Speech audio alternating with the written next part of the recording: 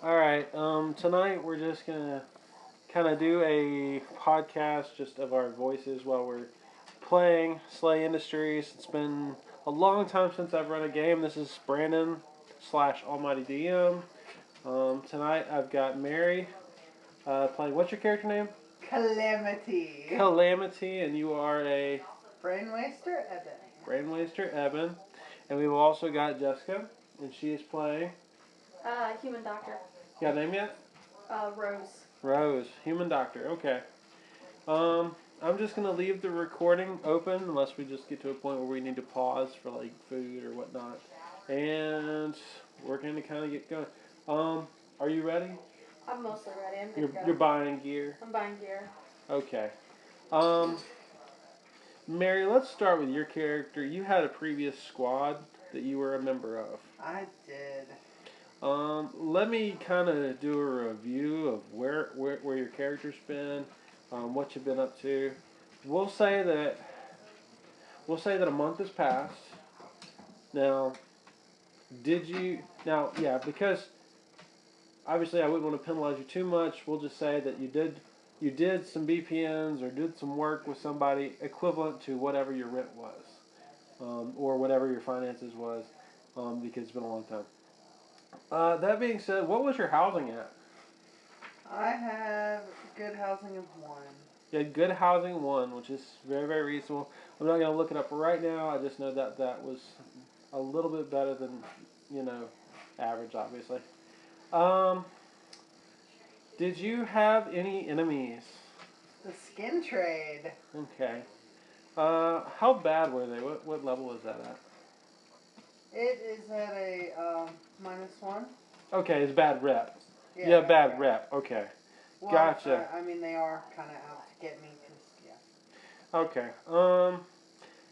That shouldn't be a concern right now since you've got an apartment and probably uptown.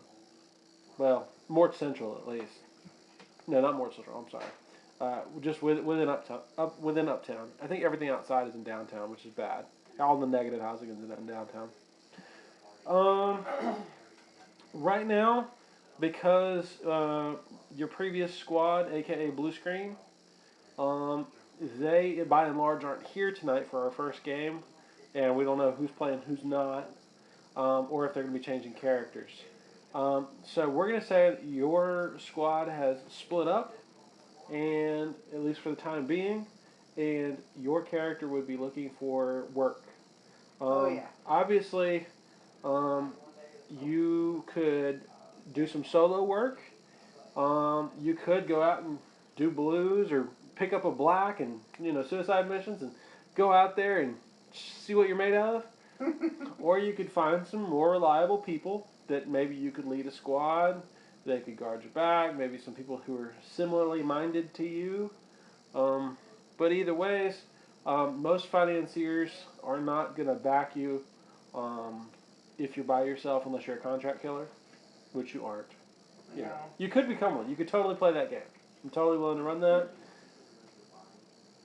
I don't know if you're there yet. But, alright. So, I don't believe you have the administration background on your character where you could probably do your own BPNs. You might. I don't know. I don't think you built for the business package. I did not. Okay, so you probably need to make your way down to one of the various dozen or so BPN halls that litters Mort City. There are all sorts of BPN halls everywhere, from down to near Cannibal Sector 1 perimeter wall to and there's even, I believe, a couple. There's at least one in lower downtown, like several layers down. It might be 20 layers down. Also terrible. Just getting there might be entertaining. Or you could go to the standard BPN Hall, Slayer's Crib. That one I believe is in Mort Central. That's where you'll probably meet the most green of green operatives. Downtown's always entertaining. Anytime I go there, it's usually by myself. But today we're going to stick with the Central. Okay. All right. Because, yeah. All right. Let me Well, make a she- note right here. Well, she still does enjoy passing out DVDs in her spare time. Yeah, we'll totally get into that. Let's see. There you go. Making a note here. Huge success. Making a note. Yes, always. All right. So we'll say that. What kind of transport does your character have? How do you travel? Bus pass, vehicle background, Oh, I'm guessing she takes a bus pass, because, gauze train. I'm sorry. Yes. yeah, that thing. That's what she takes. All right. Since you're probably near the perimeter wall for uptown / downtown. I think there's a proper name for it. I'll have to look it up. But yeah, you probably live right on the good side of that. You would know that everybody in this area has to be a SLA employee to live in this nice area protected by shivers. Uh, um, it's low crime as you get closer and closer to the center of Mort, towards Mort Central. There would be considerably less. The streets would be cleaner. Things would look nicer. It's always still raining though. It's always still raining. Always raining. There's the rare sign of new construction. Very very rare. But many of these buildings are concrete and steel. Been here for ages. Long long time. As I said, well, so you find some passage. I think operatives get free transport around in Uptown anyways. It's just attached to. It's one of the perks for being an operative. There are employees. There's tons of suits out everywhere. They've got their little umbrellas walking. Sometimes there's huddled next to each other as they get onto these gauze trains that travel at ridiculous speeds. Anybody she knows from her wild nights of picking up people? There might be one or two. You might see a familiar face every now and then. She does not acknowledge them on the street because, well, discretion is key. And honestly, right now, it's looking like you're near a promotion. You wouldn't want to do anything to endanger that, Mm-hmm. Mary, what was your SCL? A 10.4. 10.4? Okay, 10.4A. So yeah, you're not too far off of a 9, actually. A couple, like 0.6 worth of jobs, and you're pretty good. But you got to rebuild the squad first. Best way to get it, safest way to do it. That way you could take on something dangerous and actually have some survivability. All right. So, anyways, you load up on public transport, like I said, because you don't have a vehicle. I love acknowledging this fact, and go on down to Slayer's Trip. Your previous financier, probably when your squad disbanded, he probably told you, until you get a proper squad, he couldn't represent you. Oh, Also, she understands completely. Also, do you have any business? You don't have any business administration? That's not what I was built for. Do you have any sleigh information? Yeah. Give me a just regular sleigh roll.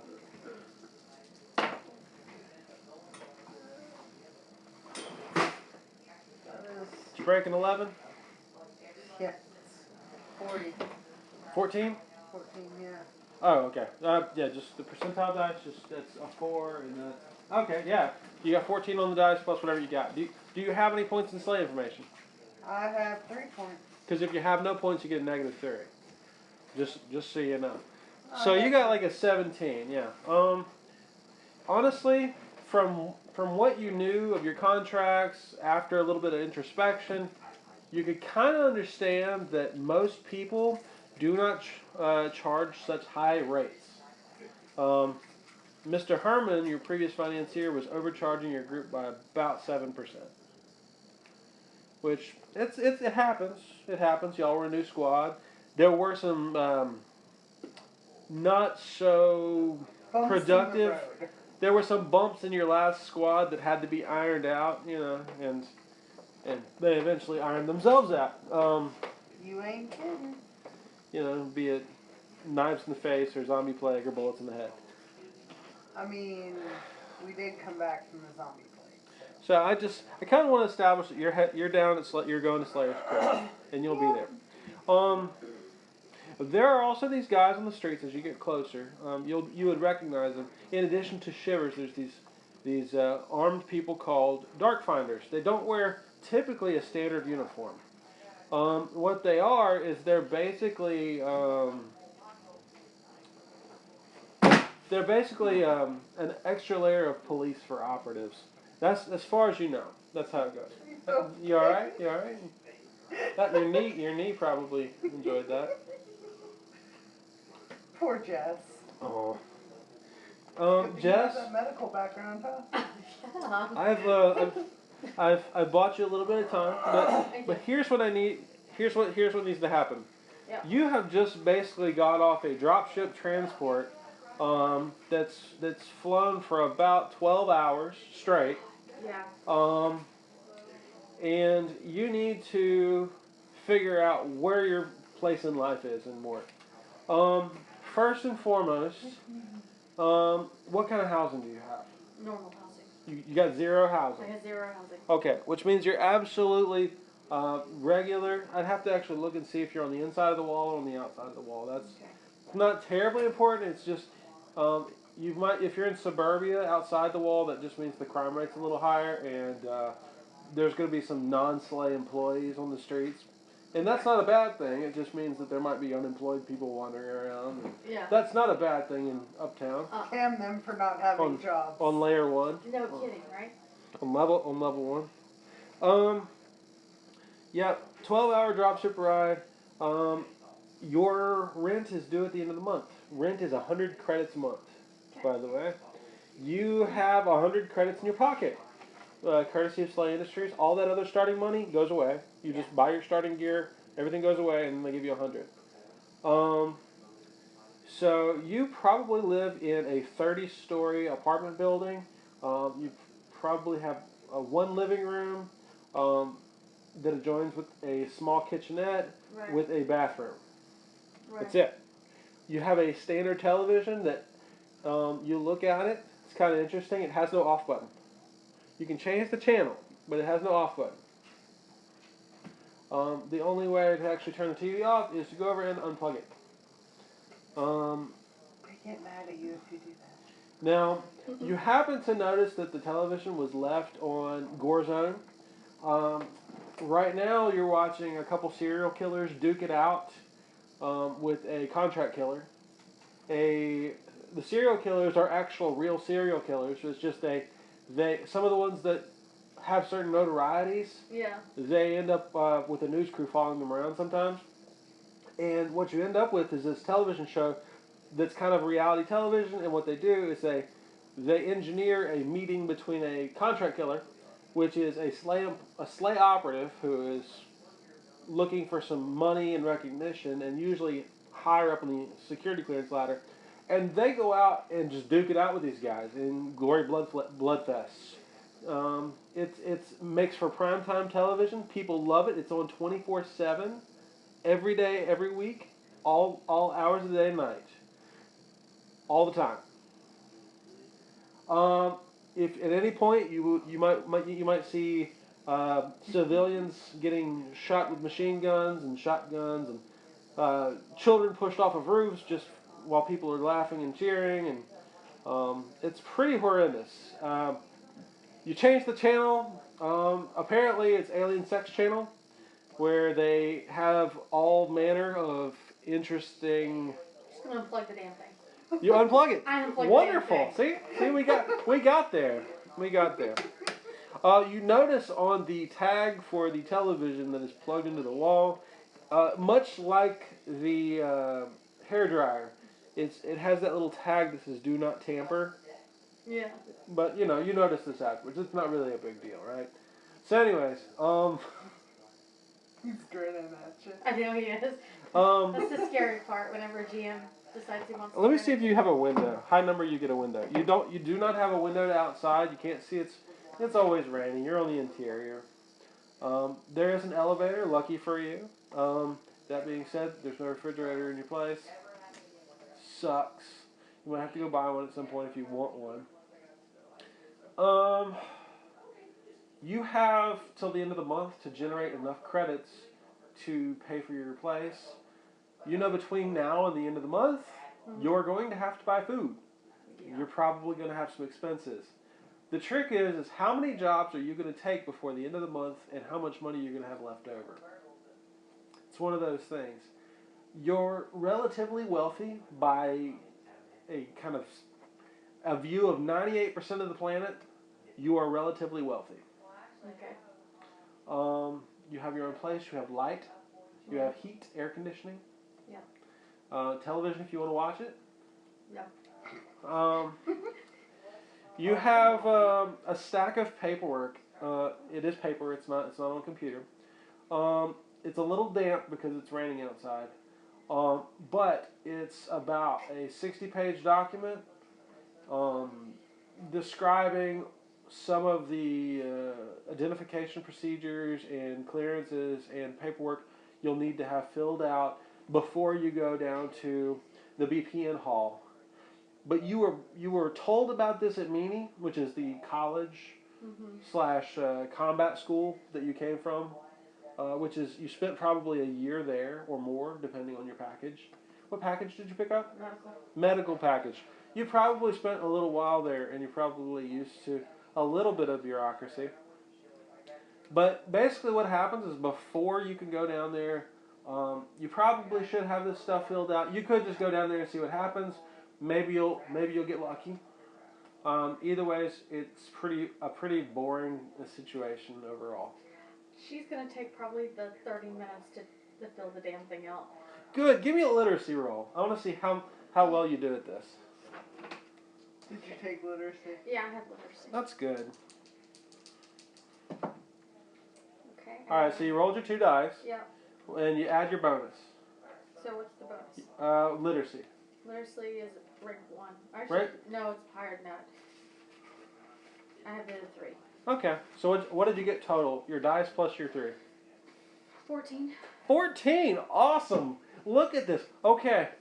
You're able to completely understand most of this paperwork. You sit down for at least a half hour.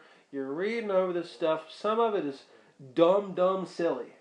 Like you would think a 3rd grader would be able to understand some of this stuff.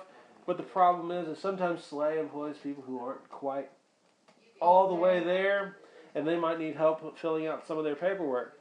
What you understand is before you can apply for a job, before you can actually set foot in the BPN hall, in theory, you're going to have to go to the Department of Employment, the Department of Station Analysis, the Department of Operative Employees, the Department of Forms, the Department of Employee Forms. You're not an EB user, right? Nope. You're going to have to go to the Department of EB users. They're going to have to actually sanction you off of their lists. The Consolidated Department of Operative Hours, the Department of Karma Products Releases, the Department of Consolidated Arms, and the Department of Operative Mental Health. And they're all in different parts of the city. They are in all different parts of the city. You're going to have to get all these forms filled out. Now, you could spend the whole month doing this. You could ask a friend for help if you had another operative or another employee that you could call on for aid. I'm sure you took some friends in your background. Did you take any friends? No. Oh, goodness. You certainly don't have business administration on your sheet, do you? Nope. Okay. No friends. Did you take SLA info decently high? I'd said a 2. That's reasonable. That could help you along the way. That might help you know which order to do this in. I know what order to do it in. Did you take persuasion, maybe? Yes, I have persuasion. Great. Maybe you'll get some help from these faceless bureaucrats along the way. Yay. Okay. I love brown nosing. So let me ask. As far as this goes, did you want to go ahead and get all your stuff in order, or were you going to go and enjoy the city? She's one of those that would rather get this BS out of the way. Get the BS out of the way. Yeah! I like her already. All right. So, first on your list, give me a SLA info roll. I'm just curious. Oh, wow. Is that a 6 or not? That's a 6. So, 14, 17. 17. You know, you're killing these dice. I know. You know that your best bet is to stop by the Department of Forms, followed by the Department of Ed Users. Hang on. Forms. I'm writing this down. I'll never remember. And Ed Users. Great. All right. So, to make this short and sweet Right. as we can, you spend the better part of 3 hours finding the office and talking to this person at the Department of Forms. The person at the Department of Forms can actually issue you most of these forms. The problem is that they're very unmotivated. Right. Let me see if you can get a persuasion to see. We could totally role play all of the individual interactions, but I just want to see if you have the skill set to get this done in a reasonable manner. Oh, I have haggle and persuasion and diplomacy and interview. Me too. You have this faceless bureaucrat, and they don't really care where you go by the end of the day.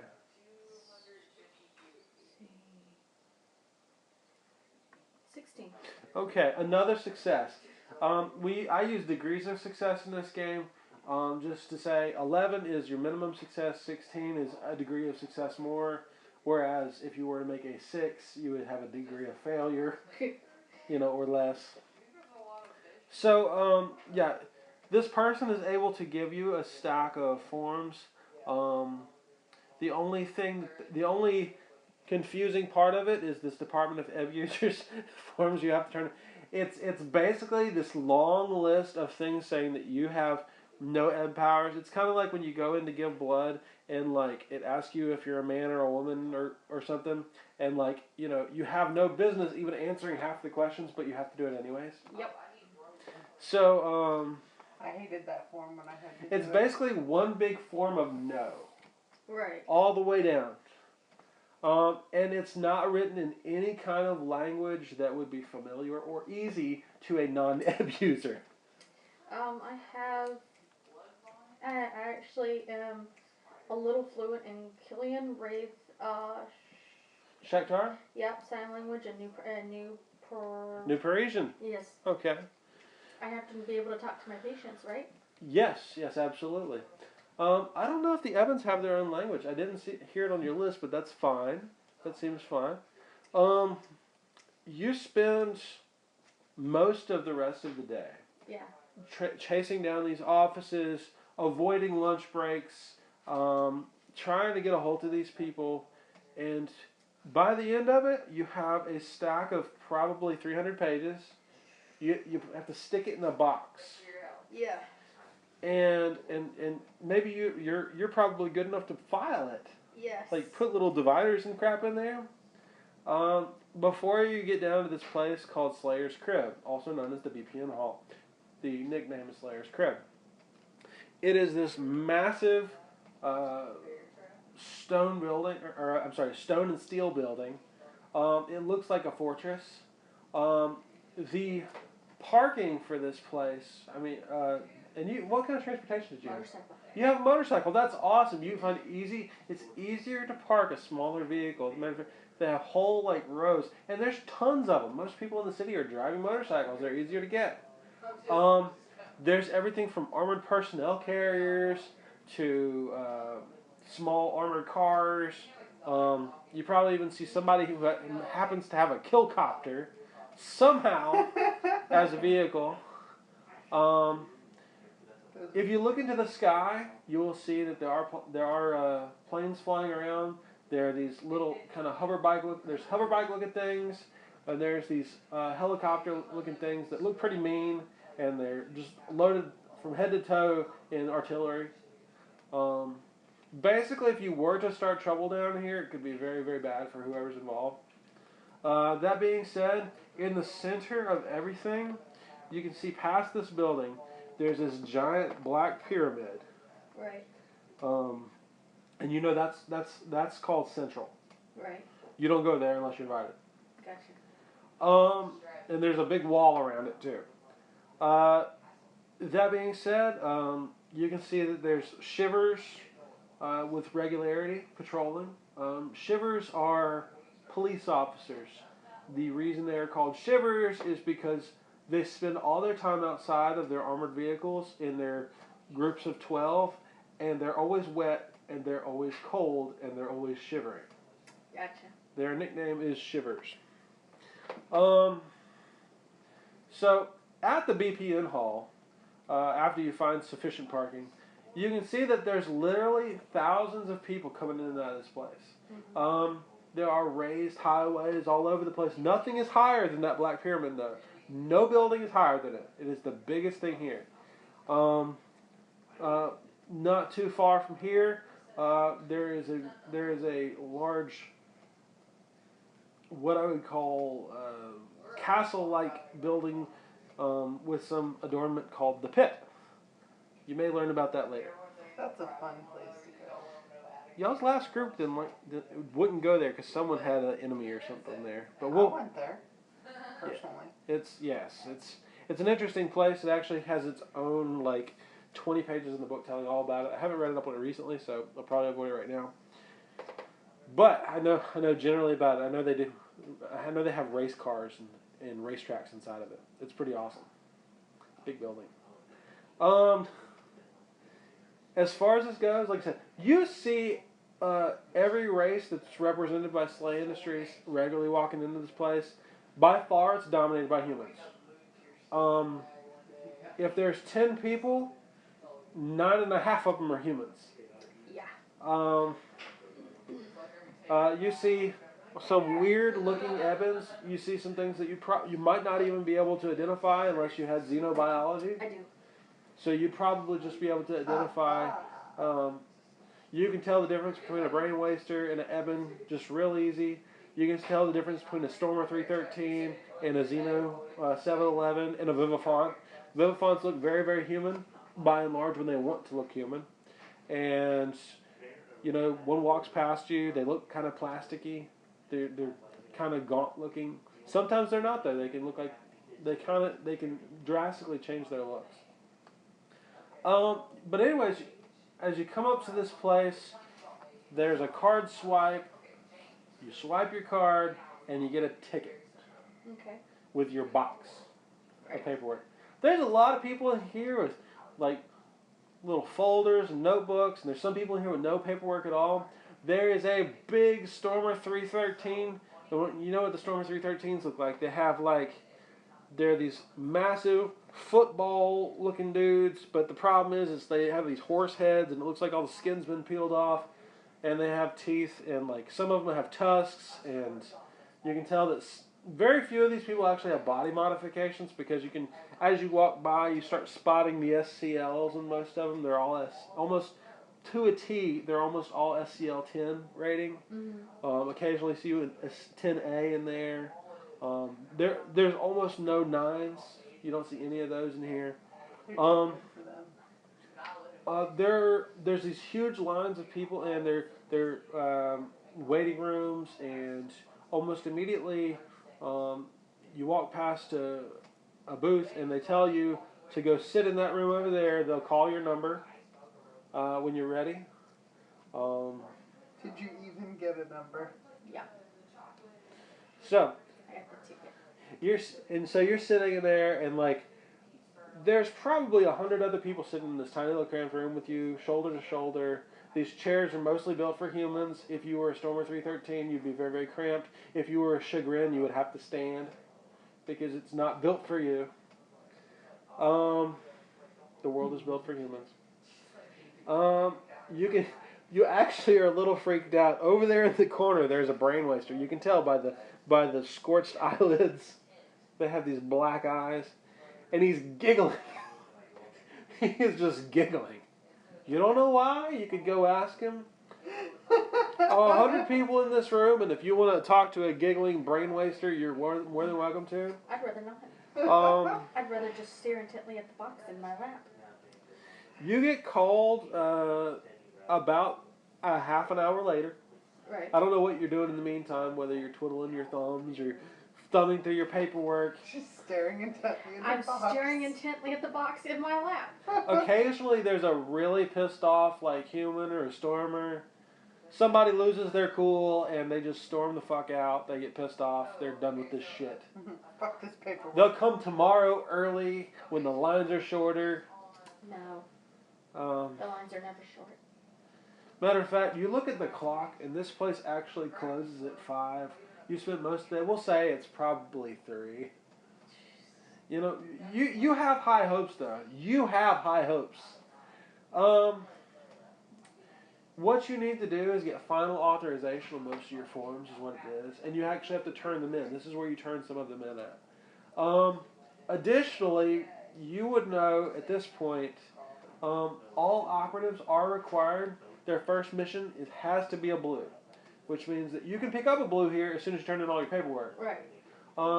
The process of applying for a blue, you're not exactly clear on without business administration. You can totally roll it. Right.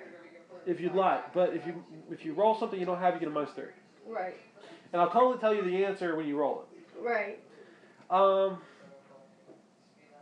But anyways, they send you over to this other line. There's some people grumbling in the line.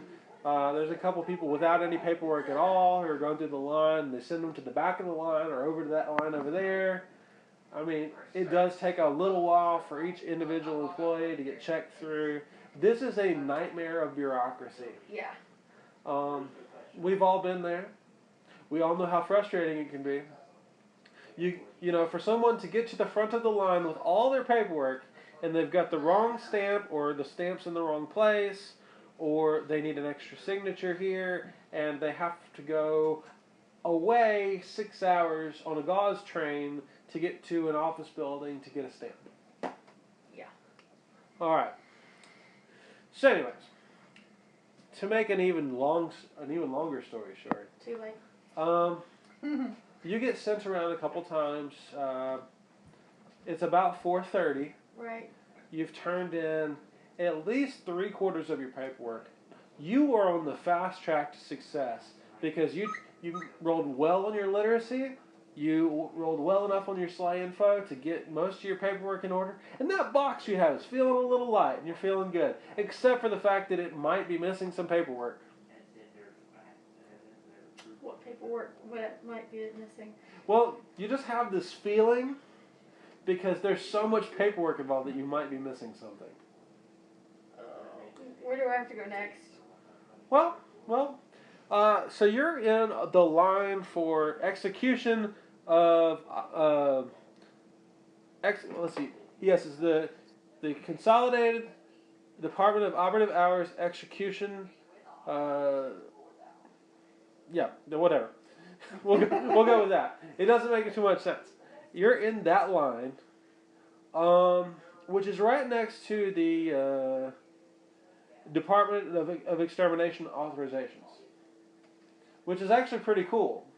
It's, well, you're not really sure what that is right now, but we'll totally get into that later. Gotcha. It's just really interesting to see the people in that line. Most of them, you have psychology? I do. Roll that. That'd be awesome. Ooh, 19. You can gather from kind of what the people are grumbling about in that line that apparently since most of the people in that line have been diagnosed with some kind of psychological disorder, and for the fact that their psychological disorders meet a certain threshold, that they have to do an extra and on-call psychological evaluation every 3 months rather than the standard 6 months. Yeah. And those people are in line for that. And without that, they lose their they cannot be authorized to get extermination warrants. Right. Which means that they might be in the line to retirement and or long psychological programs to to clear them of any kind of psychosis they may have that could cause problems, especially when dealing with civilian populations. Because Slay Industries cares. They do. Part of the operative hours is no unnecessary civilian death. Right. Absolutely no civilian unnecessary death. Killing civilians unnecessarily can result in fines, SCL decrease, and possible expulsion from the company. Yeah, we're done. Also called termination. Yeah, but on the TV we're throwing children off the roof. Well, That's there are certain exemptions that you can apply for, especially on gore zone, especially it's media coverage kind of things. They freedom have of speech. They Look have at that. no, we don't have any of that. That doesn't exist. No, that is not a thing. Let me make sure this is still going. Okay, it's still going. All right. So, anyways, yeah, you're getting to the front of the line. You've got the last bit of paperwork. Hey, here's a tip on how to get really far in this game. Go to the first public square you find and shout, "What is white earth?" Oh, hell no. I've already been told better. No, thank you. Then you ruined the fun. It wasn't James. You ruined the fun. Mary's having some OOC fun. So, after all that, you end up getting this final authorization. You've got about two sets of paperwork left in your box. They're long, they're stamped, they're perfectly articulated. Everything's signed as it's supposed to be, and you're at the close of business hours. Now the trick is you can either attempt to finish paperwork today and put into the BPN system.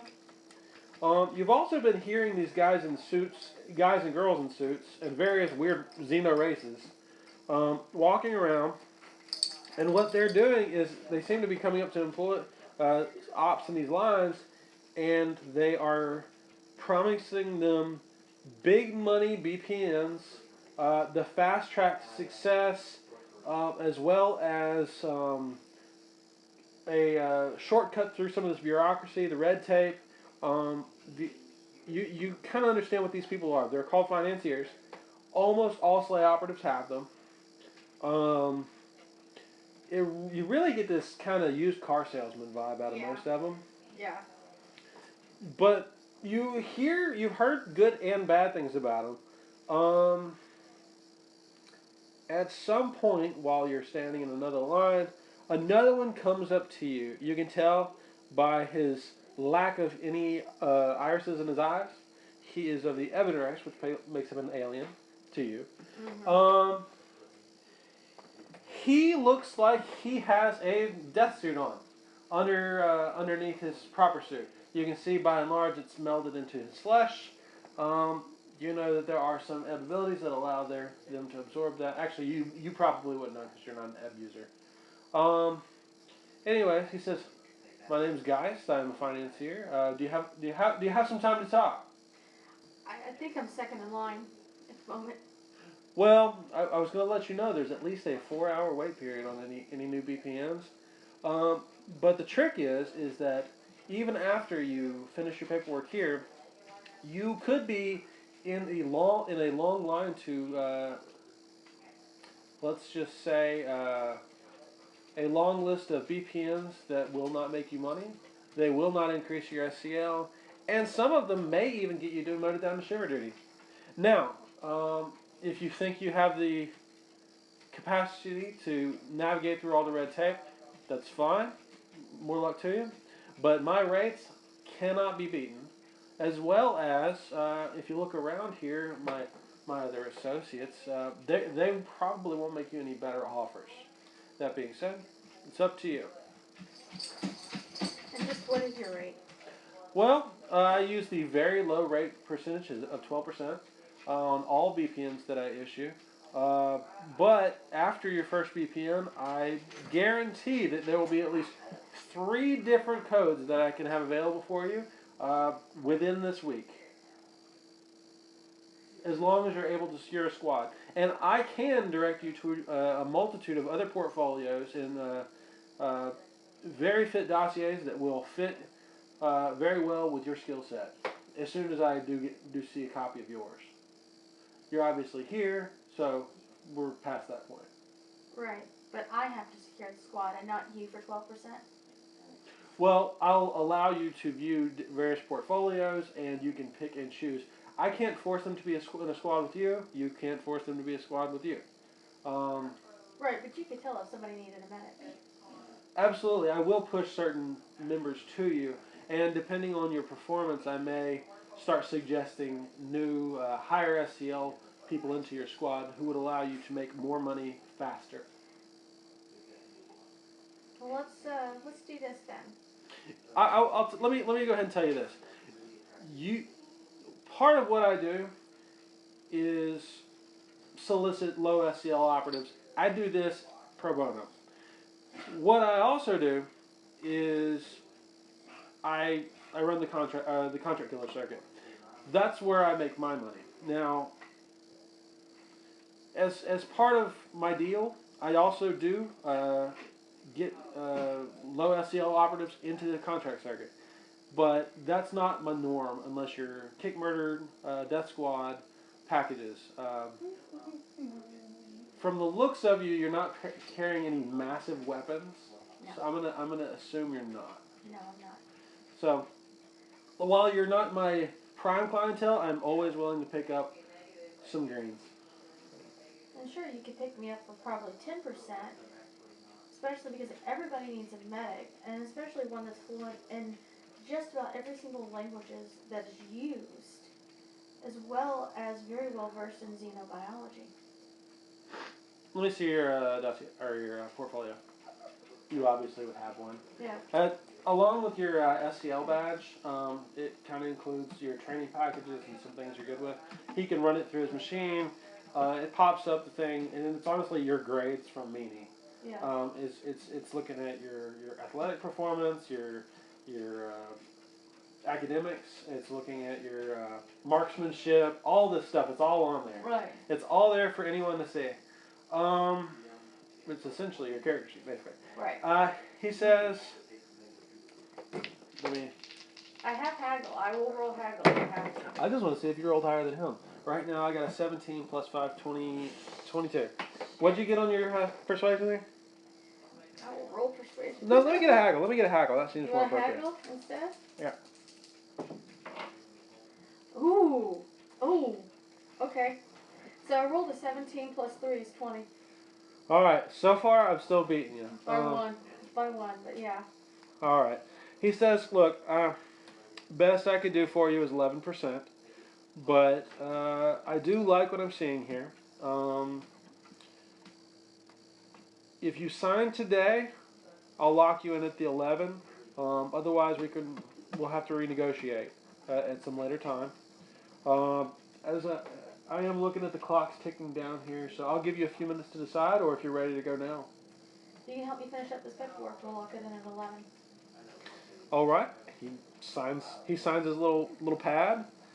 He gives it to you to sign. Sign it. Signed. All right.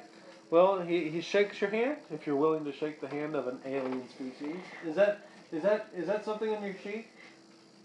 That's something on the sheet, but it's for the sleeper. Remember? She's Okay. a sleeper. So Okay. right now she's an everyday. So we're gonna hold off on that. She's an everyday human. Ha ha. I like characters that are racist. It's always fun. There's every character should have a little racism for whatever reason. Everyone's a little bit racist. What was his name? His name is Geist. Guys? People who are listening may recognize that I ripped the name from one of the operatives in there. There was a short story about some guy named Geist. I don't know which Geist it is. I'm sure there's like 15 of them, honestly, because it's a very common name. Or at least it would be in my slave world where there's millions of operatives. I'm the only Calamity, though. You're the only Calamity. Yay! Okay. Mary, inevitably, you've done this rigmarole before. What I'd like to do is say that you have signed with either Geist or one of these three other financiers. Since you have a 10A, I'm going to give you your choice. You've got Geist, the Evan financier. These guys are all SCL 8, which means they're significantly high security clearance level than anybody around here. But they do all have different rates. You knew well enough to probably get their rates on paper before signing off to anything. The best rate is Marcy Lewis. She is a human, but the only problem is she only issues blues. She's at 8%. She only takes 8% of your cut, but she only gives blues. And so long as you're signed with her, you can't take BPNs with any other financier. There is Sherry Skin Diamond. She is an ex-employee. I'm sorry. She sides as a Alien Sex Channel affiliate, and she runs the most average rate you've seen, which is 10%. And of course, there's this other guy named Geist who, honestly, you could probably guess he has the highest chance of pulling in higher SCL operatives into squads. He also seems to be a little bit more on his game, but he charges a little bit more. He's at 12%. Can I haggle with him? You can totally haggle with him. That being said, if you fail to haggle, if you fail by 5, your rate may decrease. But either ways, he wants a signature at the end of this conversation. He's an Eben, and she really has preference to her own race. Okay. No, that's horrible. Well, let's see how horrible. I got a 12 plus 5. I got 7. I'm sorry. 17. What'd you get? Do you see those 2s right there? Oh, you got a pair of 2s. Okay. And then plus 3, so. So you got a 5. So you. 7 altogether. So you failed by 2 degrees. I'm going to increase his rate by 4%. Oh. So he's at. You're signed. Mary is signed. That's 16. Is signed at 16%. Oh, damn. With guys. She's hoping later on she can reevaluate that. At some later point, after you've completed at least 1.0 of SCL increases with him, he's more than happy to renegotiate rates as long as you've increased your SCL, which is basically what he's talking about. When you hit 9, he'll totally renegotiate. Let's see. She stepped away for the moment. That being said, for you, going back into the BPN hall was less painful because you had your paperwork. You only had to get like 2 forms signed. Your psychological evaluation is due in 4 months. Because that'll be important to you at some point. No. I only have a psychosis of 2. It's fine. Yeah, there's that. Let's see. Alright, so, y'all will retire for the evening, and y'all both have the knowledge that Geist is going to be issuing y'all a BPN definitely within the week. A blue absolutely within a shorter time frame, but you'll have a list of at least 3 other BPNs to complete within the week. How many you take a week is up to you. If you are lazy and only take blues with Geist, you reading your contract. If you take 3 blues in a row, he will drop your contract. So there you go. Which, Mary, for you, that could actually be a good thing. But the thing is he just really doesn't want blue money. It's not worth his time. Especially with low SCL operatives. I'm going to love if people start picking up on these names. I didn't get the Sasha Gray financier. We'll totally get that in next time. Alright. Just to continue. I think she needs a night of bad decisions just because she's like, fuck, I screwed that shit up. Alright. So, what are you doing? You've secured everything you need. You've got all your paperwork. You've signed on the financier. You did it without shooting yourself in the face. That's an accomplishment. It really is. So, let me ask you something about your character. Is your character the one to celebrate, or is your character one to go home and contemplate their bad life choices? She just spent, 12, 13 hours? Yeah. On a drop ship. Only to come here and do paperwork for how many hours? At least 8 or 9 hours worth of paperwork. Okay. Probably 1 drink, and then home to pass the fuck out. Okay. Just for funsies, Sure. Neither one. Does anybody have finance? Eben, no. Okay, yeah. I know y'all know each other. Well, in game y'all have to figure it out. Out of game y'all talk as friends, and you know it's not a thing. There is a bar not too far away. Give me the name of a bar. Rainforest. There's a bar called the Rainforest. Those don't exist. It's right outside of the park. Mort Central has a park, by the way. Well, let me pause this while we're doing whatever that is. Alright, so yes, you find this place not too far off of Mort Central Park, which is a 25 square mile park, I believe, in the center of Mort City. The only place left that has any sort of nature. In theory, those are real trees. Did you press play again? We are live again. In theory. In theory, those be trees. I don't believe it. Mary, we'll say that your character is trying. Well, hold on. You get a call. Did you buy a cell phone? I did. Okay, cool.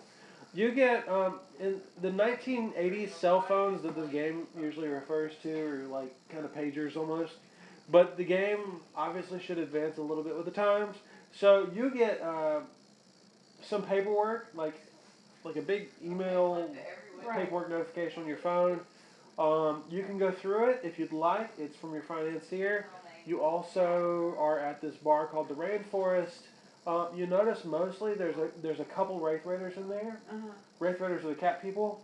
They don't look particularly kind nor pretty. You know. Yeah. I mean, if you're into Wraith Raiders, that's totally cool. That being said, there's mostly humans in here. It's very, very, verdantly themed. Okay. They have several different brands of alcohol and/or hard liquor. They do have one called Slosh. It's the cheapest. It's the cheapest one. It's also known as. You have medical, don't you? Yes, I do. Let me do just a medical roll. What medical do you have?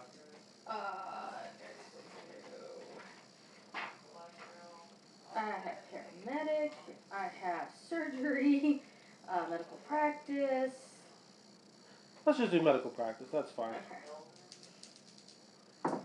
And this is probably pretty common knowledge, anyway. 15. One of the products that's put out, it's almost considered a drug, almost, but it's commonly available. It's called Slosh. And what it is it's an alcoholic beverage that all you have to do is drink one, and you will be completely inebriated for, I think it's an hour, and there is no after effect. But you will be off your ass drunk for an hour. No. That being said, there's all sorts of traditional liquors. Yeah, no, I'll just take a martini and go sit in the corner. Okay. I'm gonna play it safe tonight. I just need a little bit. Does your character have good looks? She has charisma at 8, and then I took the flaw figure. You took the flaw, bad figure. No, I took the flaw good figure. Okay, so you have bad looks, basically. Well, no, I have good looks. She's recognizable. Like, if they see Okay. her more than How many ranks do you have in good looks? 1. Okay, so it's above average. Yeah. Just trying to establish some things here. And you are human? I am. Okay, so let's see. Girl sitting alone in a operative bar, probably still armed to the hilt for meanie, yeah, as operatives are. Yeah, this could be interesting pretty shortly. Now the question is do you have anything you wanted to do while you were in there before I interrupt you with whatever I'm doing? I was gonna take a glance at that massive email that just popped up. Okay. It is a breakdown of possible squad mates for you. One of them is the highest one in the listing, and probably the most tempting to you is what's your package? Kick murder. A kick murder, which is somebody you would be healing. Mm-hmm. A kick murder Evan named Calamity. Not only do you need some fight probably in a squad, but she's also significantly higher security clearance level, which means that, at least for now, she could get jobs that you would not have available to you that pay more. For it would be a monetary decision, Yeah. but that's completely up to you. Yeah, with a name like Calamity, though, that makes you quite wonder what the hell she does. And how that works. You know enough about Evans to know that all of their names are based on emotions and significant events. Like anguish and sorrow and malice Right. would all be kinds of things you would find Evans named after. It's normal. Huh? It's very, very normal because the Evans are very, very emotive. Right. They're very emotional people. You do know that the brain wasters are known to be more violent. Mm-hmm. But that can be a good thing depending on the kind of job that you're available. Obviously, you're a medic, right? Yeah. Which means you fix people who get hurt. Right. Now, there's all sorts of jobs that you could take, especially post terrorist attacks and things like that. Right. You'd be in high need. But you're also an operative, which means that you have a certain skill set, which is more than just a regular medic. Right. I mean, I read over her dossier. Mary, what would be some significant qualities on your kick murder package? You don't need to talk about any events that you've completed. You could talk about the colors of the missions that you've taken, if you remember. I know that there is a couple grays. There was a black one. Was it rated it was rated a black in private, but it was rated as I think a gray as the BPN. So she's completed what appears to be an internal affairs BPN, which is a high value BPN. There's probably a couple of blues, not very many, which means she probably dove in feet first. Oh God. And she survived this long, so sure, we'll take that one. On her psychological evaluation, did you have any psychosis at the start? She has no psychological problems, absolutely none, which is a high good thing. Right. No, she's fully cleared by the department. Have you ever lost any security clearance level for anything? Mm-hmm. Okay. I didn't think you had. Scotty's character did. Scotty did. I didn't. Scotty's character lost some SCL for murdering an operative. Okay. Like I said, there's a couple other people in there. They will remain blank and faceless until other people show up for games. One of them will probably be Drew's character.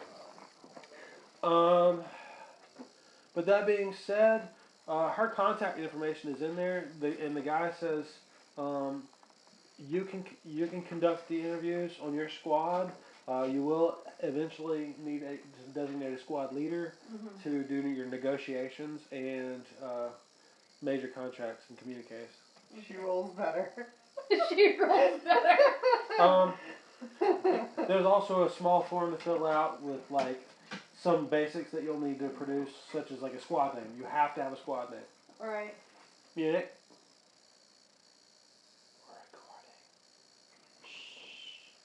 Go away, puppy. We love you though. Go on, go. Alright.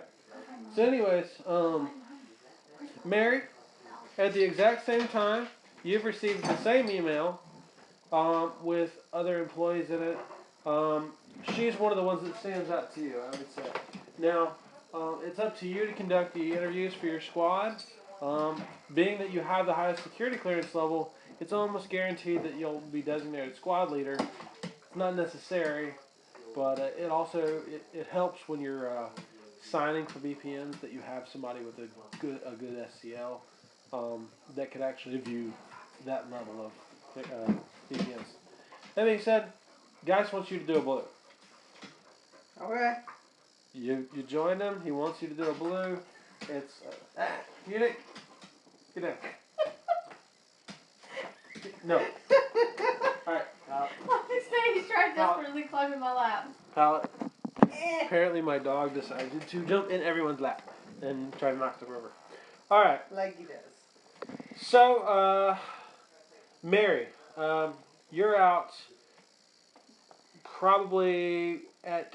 What bar did you used to go to? Do you remember? Or did you just hit whatever? I just hit whatever. Did you could have gone to one of those outer downtown bars? I only do that if I don't have my sleigh gear on. Okay.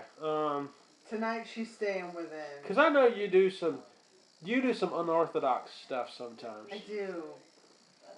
So, I do. but like I said, you spent a little bit of time at the BPN hall today. Probably a lot less than less than you should have. Yeah. If during the course of play, like at level 4 in Pathfinder, your intelligence goes from 11 to 12 and your bonus goes from 0 to 1, do you automatically gain a new language? Yes. Okay, thanks. No problem. Alright.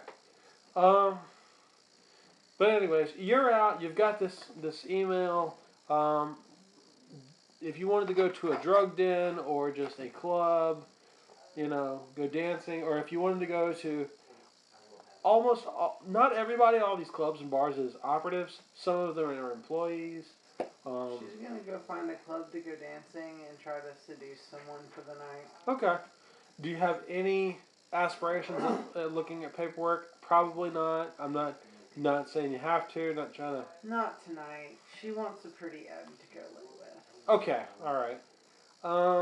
Like I said, she's partial to her own race. Does your character have a good figure? Oh yeah, you're super pretty. Your character's 10. super pretty. Okay. Yes. You don't have to roll. And runic tattoos that are very distinct. You get your pick of the litter. Whatever is at the club, you get to decide pretty much what you want. That being said, SLA employees are generally a lot safer mentally. Like, SLA operatives can be pretty insane sometimes. Some of them are kind of nuts. So you are off of the business for the evening. Yeah. Okay, so you're out having fun. So, what do? You're out there looking at paperwork, having your margarita, martini. I'm sitting there having martini. Margatini. Whatever it's called. Sitting in the corner looking at it. Once I figure, okay, that's who I want to contact tomorrow, I shut my phone off. Okay. Put it in my pocket. All right. Sit there and drink. All right. Come to the club. I'm in a club. I'm in a bar. Y'all end up at completely separate places. If you are looking for any kind of companionship. Nope. Okay. You're just looking for a good time. So you send them away? You send them away? Yeah, okay. if somebody comes up and be like, I'm sorry, I'm taken, and just kind of shoo them away. That doesn't. A particular Shakhtar, or not a Shakhtar, a Wraith Raider comes up at some point, cat person, and says, you say you're taken, they say, well, they don't have to know. They don't, but I do. And what I have on me says that it matters. Good night now. Whatever, lady. Alright. Just curious. Nope. Mary once had a really good time at a club when she drank too much and ended up somewhere she didn't want to be. I mean, when people drug things. Exactly. Mary's like, I'm going to try this new stuff. No. They were completely trustworthy, and that was a great time. I had a good time partying up until I passed out. No, being a doctor is you get to see all sorts of fun stuff that happens to people that are stupid. I'm not stupid. Alright. Next morning. Mary, you wake up at someone else's house? Yep. I kiss him, snuggle him, make him breakfast. We eat, I leave. He telekinesis the dinner, or the breakfast. It's great the things you can do with Ed powers. You can bring the eggs and bacon to the, Cheating. Alright. She's real sweet too. I've got to go get breakfast. I have no refrigerator. Yeah, your character's pretty boned. Mary, I think, Mary, don't you have good housing? Of one. Oh, okay. Well, you were at someone else's housing. It doesn't matter. I was going to say, that's what I do. I sleep in other people's houses. I have to go get breakfast. Okay. There is a myriad of fast food chain style stuff. Like I said, what's really interesting about most of SLA Industries architecture is that it's mostly utilitarian until you run down into uptown. And you're just at the edge of it. past the perimeter wall, it's all factories. Right. It's factories like with some suburbs slammed in there. And when I say suburbs, I mean like 30 to 60-story apartment buildings that have no color, no distinctive markings except for occasionally someone hangs a blanket out of a window or has a flower pot that's just full of water. Maybe has really good drainage or something. Somebody has something in their window, someone tinfoils over their window, whatever. Not everybody would have windows. It's just block after block after block of housing. Um, very, very crowded. And if you're out past the wall, you start really noticing that there is a homeless problem. Right. Like a big homeless problem. That being said, you've got armored personnel carriers, also called battle taxis, full of shiver units, keeping the streets safe, in uptown especially. Um, and you know, as part of your job, is you're going to be troubleshooting some of the things that they can't handle.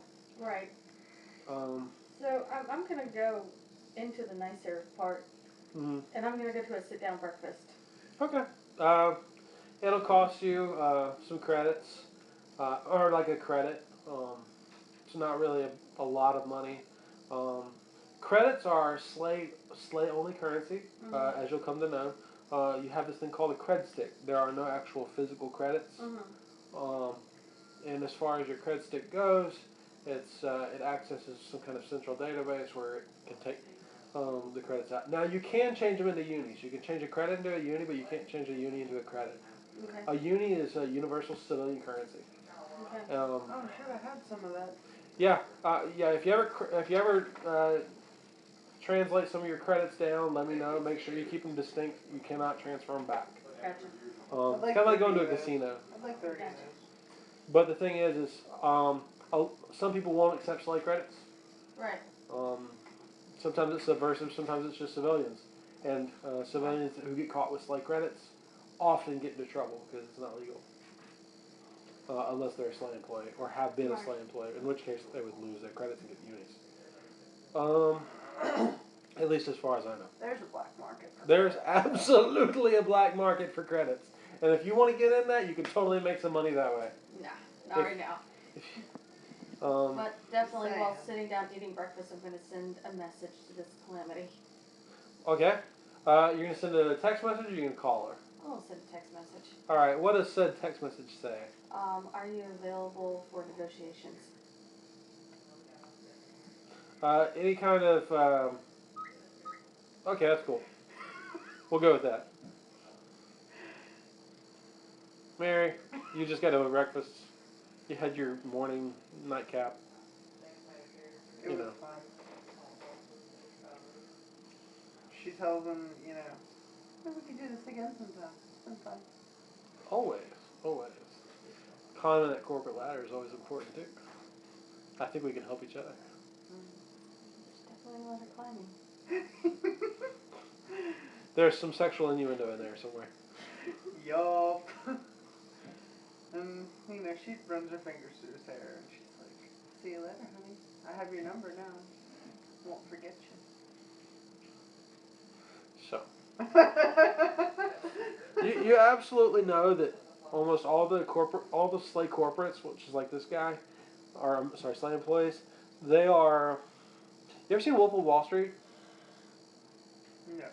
They're basically a bunch of suit-wearing people with they portray this super slick image. Everything's clean. There's hair slicked back. All that anything like 90s corporate businessman. Most of them have it. Women wear the power suits, and it's all about how you can improve your career. It's a very driven group of people. So you may indeed get a call one day from some of these SCL 11 employees who need you to do something. Also, 11? they're 11s. So generally they're 11s. They're below me. Yes, but if they get involved in the corps, they can give you soft company jobs. That's true. Which you can make a lot of money on soft company jobs. Also, soft companies offer sponsorships. Yep. When you reach certain SCLs. I think it's 8 they start offering. which it's very easy to get down to 8. So, you've got, what do you say back to her when eventually you read this? Now, I mean, it is a completely random text from a number you probably didn't recognize because you didn't study the portfolios last night. Not like I thought you would. You're like, fuck it, I'm going to go have fun. Hold on, let me read something. I wrote something down just as kind of a general sleigh attitude. I think I can read it.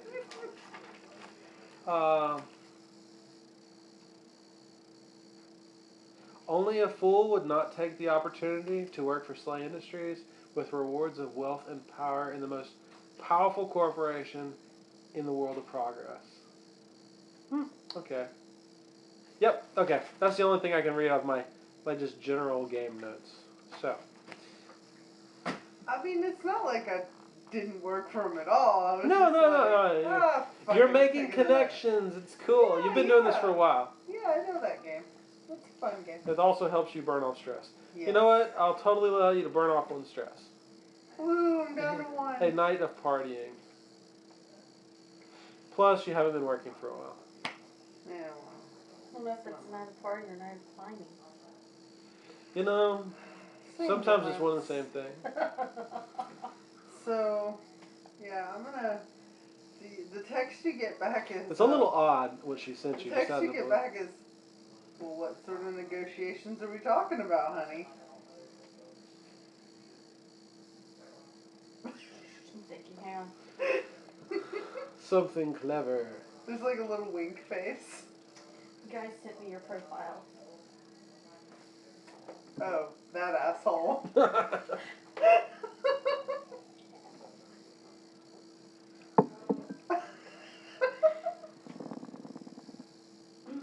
Shall we meet for a conversation? Where do you want to meet? Get the name of the place where she's at the moment. Where she's at? No, where I'm at. Oh, okay. I I was was gonna say there's some computer use involved at some point on that. No. What the hell? You can totally hack Sleigh Industries. I invited. No, thank you. Not Just right depending now. on what you're hacking, Not right now. It's fun, I promise. it can always result in some interesting meetings. No. Okay. So yeah, you got the location to meet her. Did you send her your portfolio? No, I didn't. Oh, okay. She sent. Neither one. You don't even know what each other's names are. I know You her know her name. name. I know her name was Calamity. She's willing to meet some random assholes in her text. As long as it's in Uptown, I guess it's okay. I'm waiting. This is kind of Rose's way of seeing how intelligent she is, you know, with her person. It said kick murder, not business administration. Yes, but there still has to be some level of intelligence. You know, sometimes you pick up a stormer, sometimes you pick up a chagrin. You I'm don't just really gonna need them to say- think, you just need them to Yeah, cut the meat. No. I need them to think because I'm not running in to go save their ass if they're, you know. This reminds me of something with MMO healers. If they're too dumb to listen, you don't use the heals on them and they die. Exactly. I got it. I totally got this.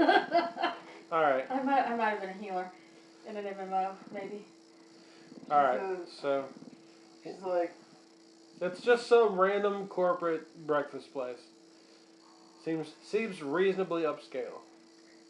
you gonna, what you wearing? And now it gets interesting. She looks down at her phone going, did they really just ask me that? They didn't ask you what your name was. She don't even know her name yet. I can't pick her out of a room by just her name. If you start can like I? Snapchatting her Hey babe, what you doing? She's gonna turn into Netflix and chill very Swipe quickly. left, swipe left. Anyway, black suit, med badge. Well, that doesn't narrow it down much at all, does it? You asked.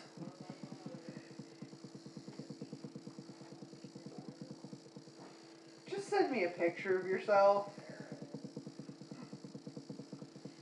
Take a selfie. Do it. Take a Do selfie. it. Take a selfie. selfie. Okay. Look, she says take a picture of herself, so, I mean, she's going to be a little bit of a smartass, because apparently this person's not being intelligent enough for her right now. So, she has her hand down, and she's taking a picture of her breakfast plate, and sends a picture to her, because it's a picture of her, right? It's got her hand in it. Okay, Vickery starts.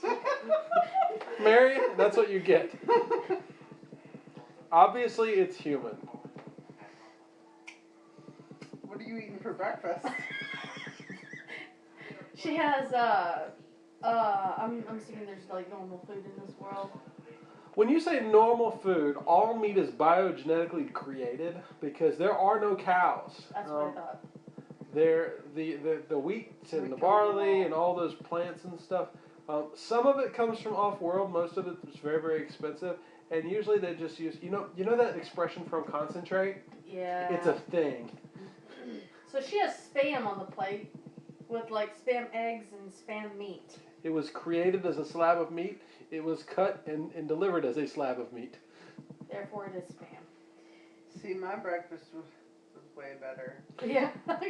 just as a OC note, the character that I made earlier this evening has an allergy to biogenetically created meat. So I thought that was an interesting allergy to have. That is. Cannot eat any of the meat in the World of Progress unless he kills it and eats it. And it can't be a stormer because it's biogenetically created meat. Nice. Cannibal mode? Cannibal could be a thing. I did play a Karen at one point. It's a lot of fun. All right, but back to y'all's meeting. So picture of hand. What did you have for breakfast? You get a picture back. Yeah. Of her plate from breakfast. It's like scrambled eggs with fresh veggies in them and Eggs. Yeah, eggs. and like bacon and things it looks way more appetizing than yours. She says, and I do want to remind you, there's no such thing as a sunny day in Mort. It's raining, black clouds, it's raining. Right. Blade Runner. and she texts, mine's better. My hills are better. Can't argue with you there. Coffee then, at least.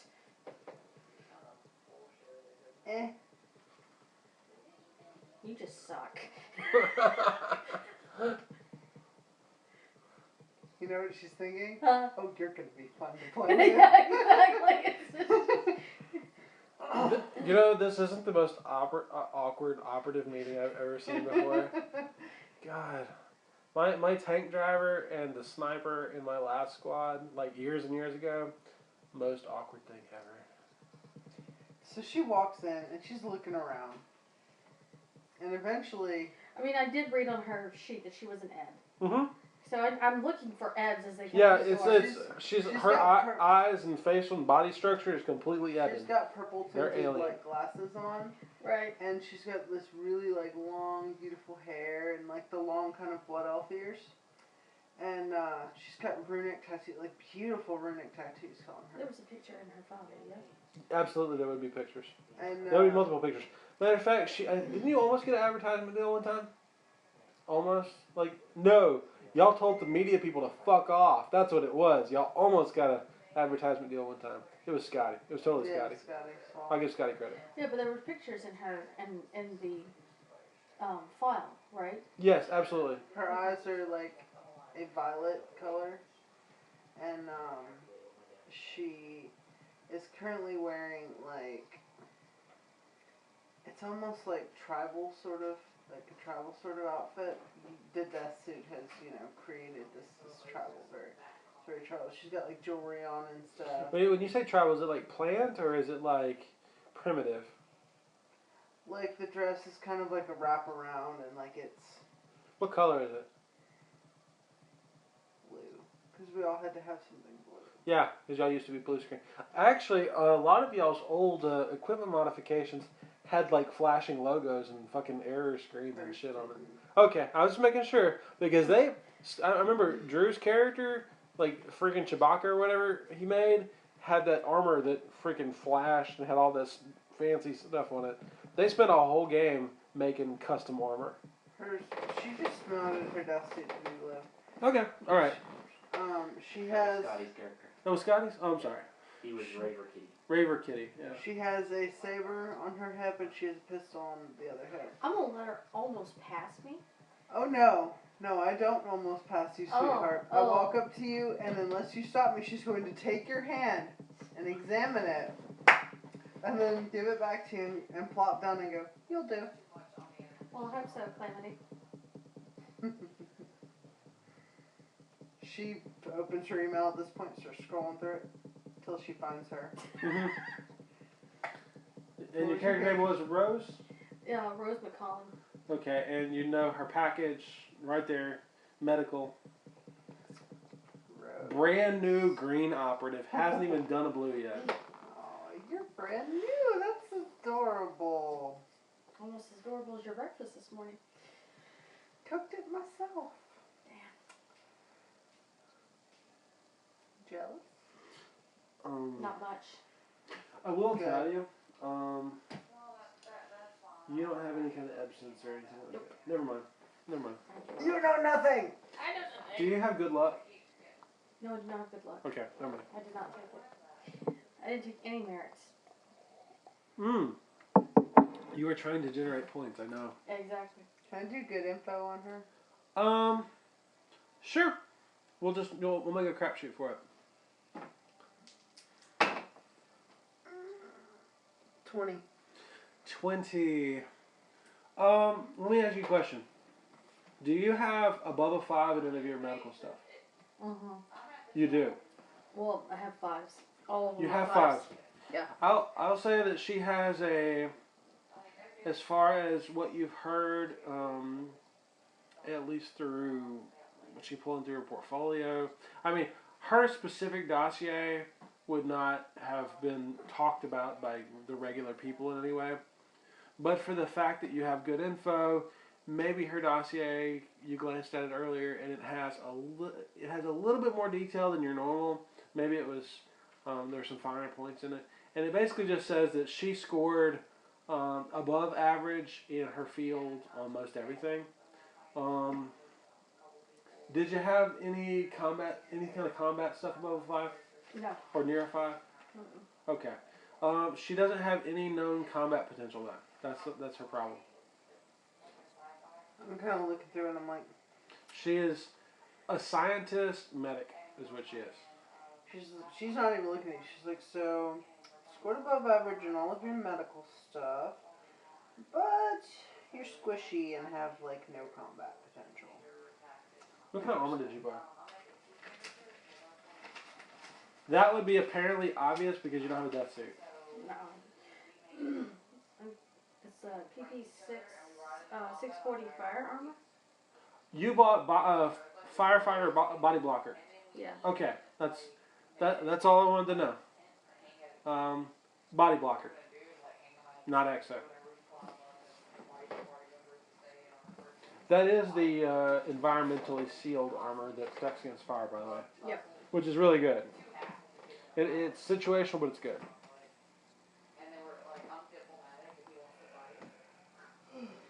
So, she's not exactly wearing heavy exo armor or anything like that. And she's not wearing a medium armor death suit.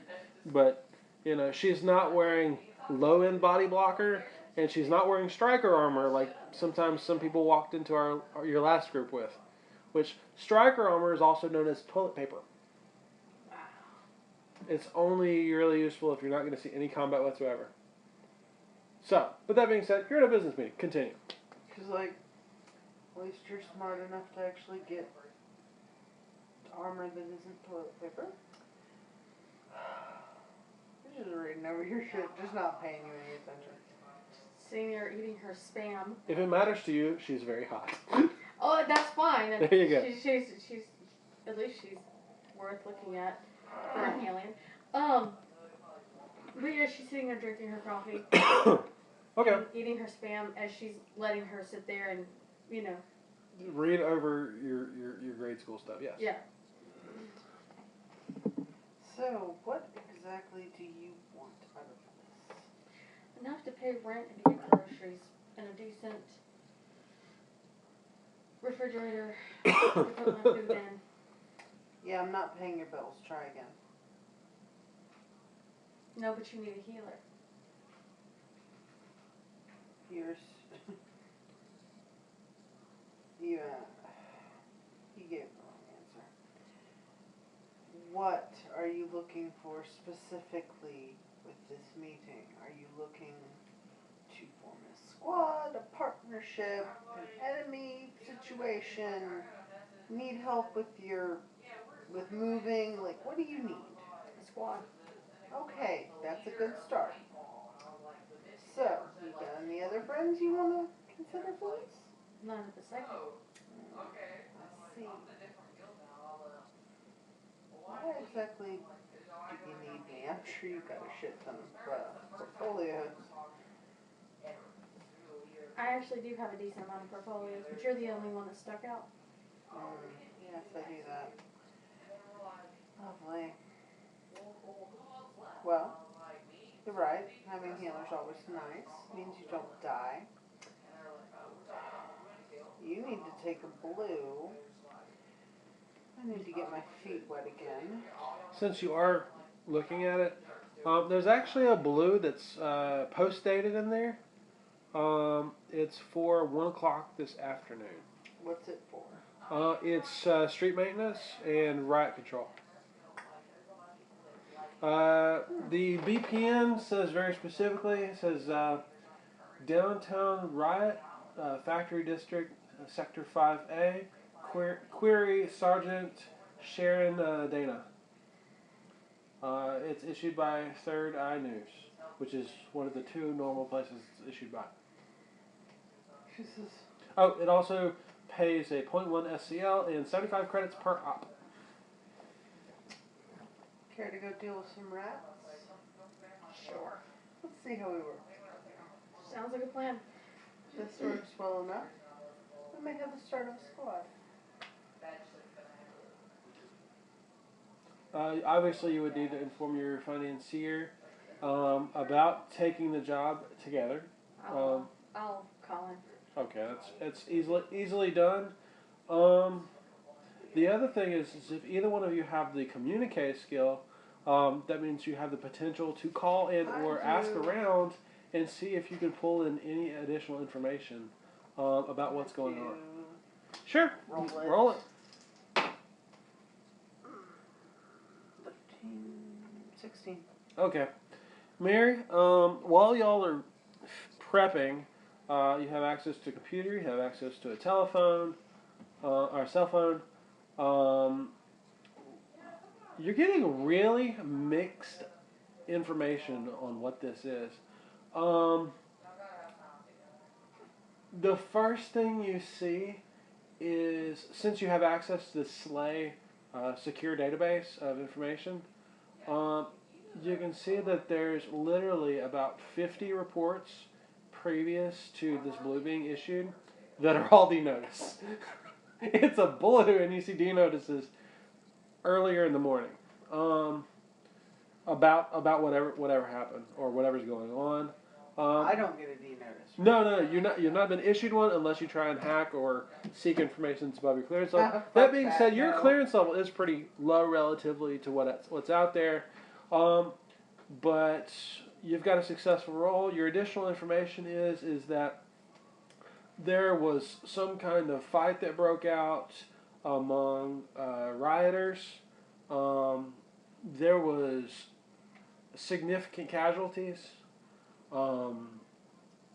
There may have been some kind of industrial damage in the region, as well as like I said, significant civilian loss. What's happening right now is there is something that's odd that's in the communique, is that there is no local shiver station to contact.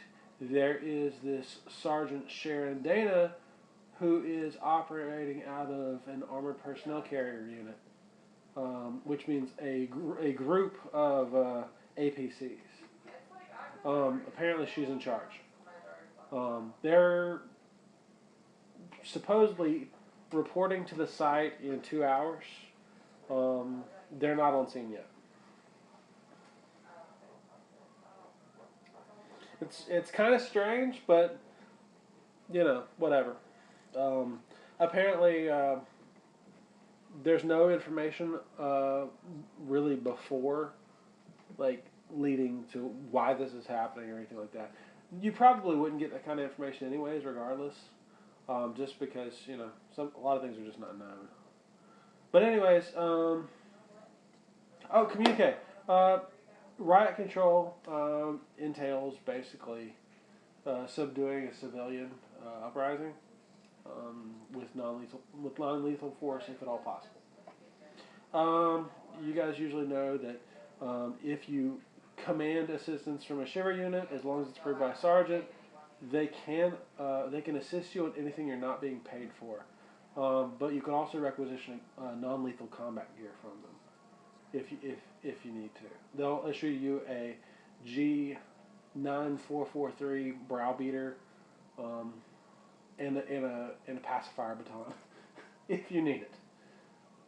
I have martial arts. I think I can subdue well enough. It's up to you. It's completely up to you. Now here's a trick. Who has navigation? The skill. That was not part of the skill set I originally took. Rock roll. Do you have it? Rock roll. All right. So here's the thing. You'll have a general location of where this is. It is not an uptown, which means maps aren't as reliable. That being said, it's on first level, Sector 5A, which means it is open to sky in theory. It's not underground.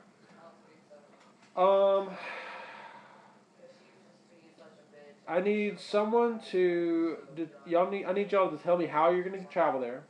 No more. Gauze train, which will imply that you either need to walk and or get a taxi once you get the majority of the way there, or you're getting off a bus. You have the option of a motorcycle. Did you get a small motorcycle or a large motorcycle? I got a small one. That means you can only put one person on it. Yep. She's like, fuck my party mate. She probably didn't know she was going to have to do that. Also, I know that for a fact that Drew got an armored personnel carrier. See? Yeah. I always bring one. I always get one. Sometimes we have multiple personnel carriers. And when we have 9 players usually in our group, and it seats 12, and I usually say 2 seats for a Chagrin or a Stormer, 313, maybe 3 for a Chagrin. So, right now, Mary, I need one of you to make a successful navigation. Are you traveling together or apart? I mean, I'm on the train, so I'll I can't travel really... with her. Okay. One of the things that you'll notice is as you travel outside of the uptown perimeter, outside of the wall, there is shiver guards out there, armed as normal shivers are, but they look like their armor's been upgraded anywhere on the wall. They have slightly better than body blocker, which is probably your equivalent of fire shiver armor, fire blocker. Which I got the stats of that out of Mort, just for the podcast. Leaving and entering, you know that there's a definite wait time for people coming in and out of this area. If you're not an employee or you're not an operative, Right. you cannot go into Mort Central or the uptown. You cannot even enter uptown unless you have special clearances, which are temporary clearances. You would know that security is super, super tight because they are always worried about dark night terrorism. Dark night terrorism is a huge thing. You should be aware that you've probably seen them late night television broadcasts. If you watch much television at all, that sometimes they take over the television or they'll take over a channel for a little while. I'm going to shut that door over there just so we don't get all that background noise.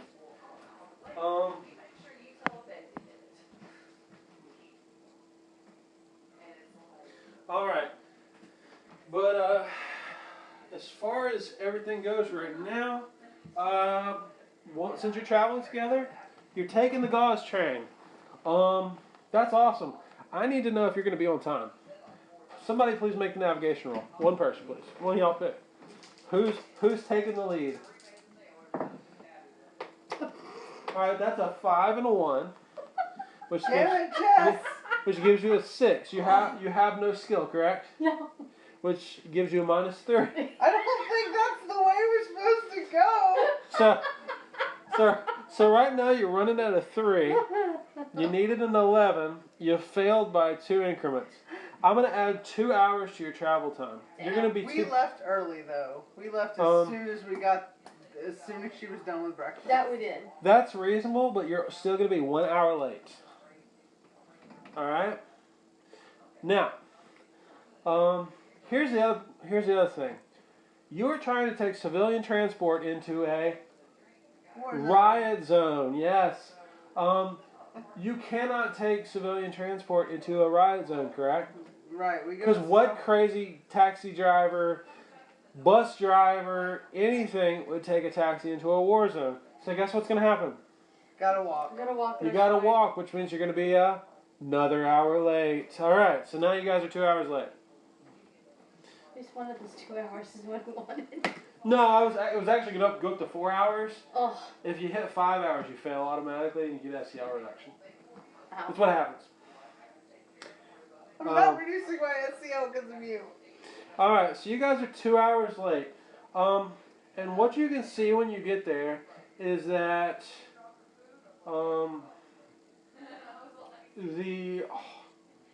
if this was underground, it would be absolutely just in smoke. You can see that there are several buildings that have fires in them. And these are 30-story buildings populated in an overpopulated area, which means there are people dying in those buildings that are on fire. What you see on the ground is you see large groups of people. Some of them have clubs. Most of them have nothing. Some of them have rocks. All of them don't like you. You've got an armored personnel carrier driving through very slowly. It appears to have an automated non-lethal gas cannon mounted on the roof, and they are firing what appears to be gas grenades into large groups of people. If you've ever seen any kind of seal, do you have a environmental seal in your death suit? what rank is that? I'm pretty sure the death suit does that. Yeah. Let's just say you have Protect 4. I'm reasonable to think that you have a 30-minute air supply. I'm totally cool with that. Any more than that, and we'll look it up. Well, then I'll undo it and redo it. Okay. It's not like I can't breathe the air. It's just No, it's fine. We might just have you make a fizz roll at some point due to gas, and it's not just smoke. It's meant to take people down. It's not deadly gas, but it's what do they use at riots anyways? Tear gas. Tear gas. Yes. It's totally tear gas. Painful is what it is. Okay.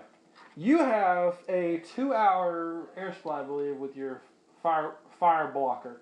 Now, when a fire blocker is this, normal blocker is just it's like a vest with pads like all over it, and it has some bulletproofing. It's light bulletproofing is what it is. Yours being fire blocker has an extra layer of fire resistant material between all the plates. Right.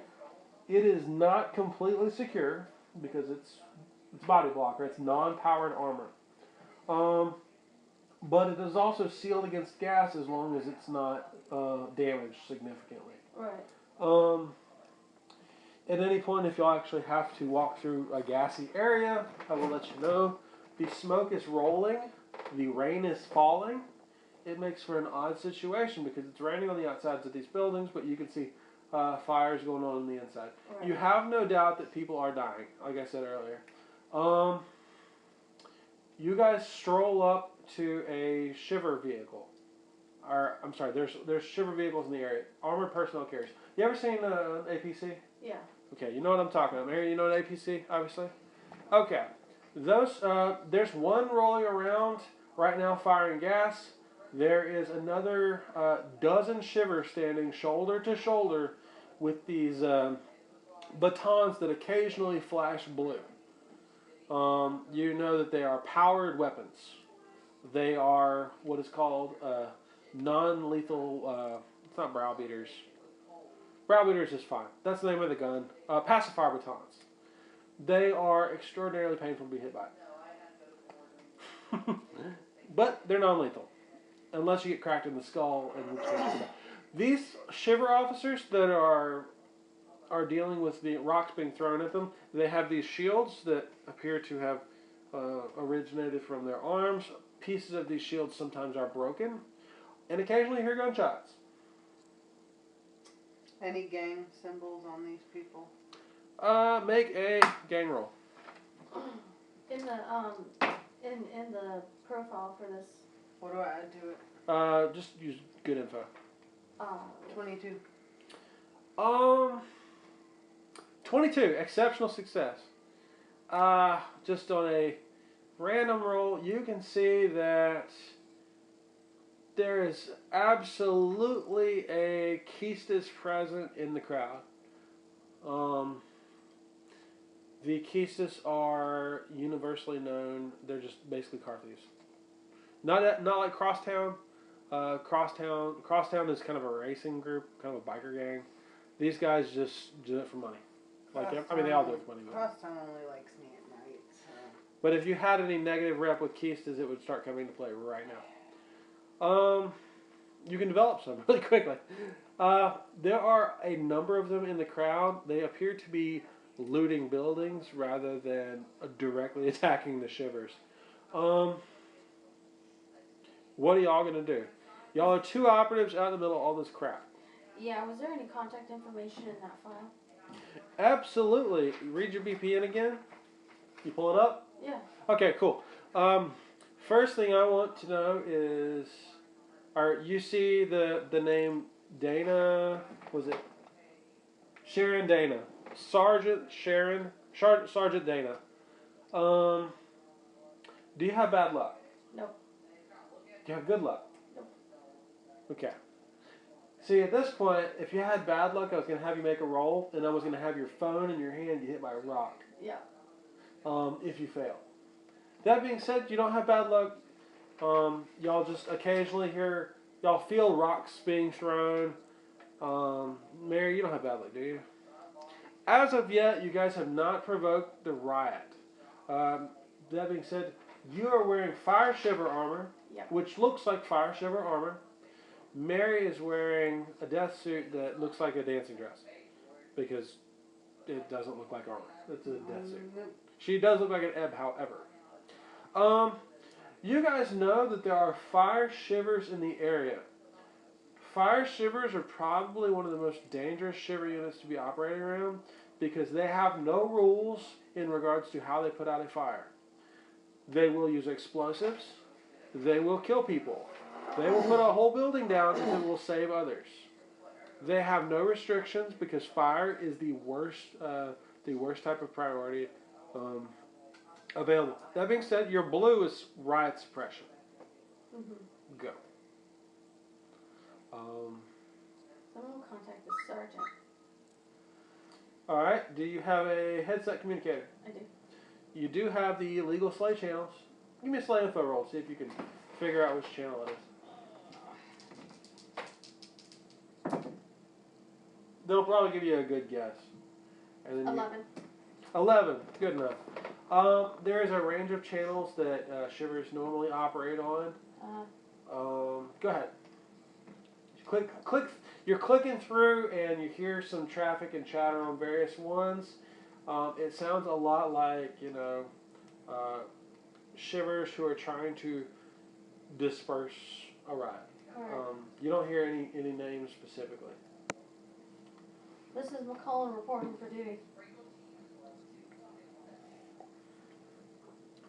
McCullen? Yes. What duty? Who are you? What was it? Hurry up. What was it posted? Because I don't understand how to do this. This is. No, it's fine. It's fine. Okay. You just say slay out McCullen Slay out McCullen on Blue BPN On to Blue- riot suppression. on Blue BPN for riot suppression. I'm looking for so. Yeah, looking for what was her last name? Sergeant Dana. Sergeant Dana. They tell you make your way to APC on the north side with number 49 on it. Okay. I'm following her. Okay. You guys are running through the crowd. I want you to make a detect roll each. Oh, I'm gonna do detect.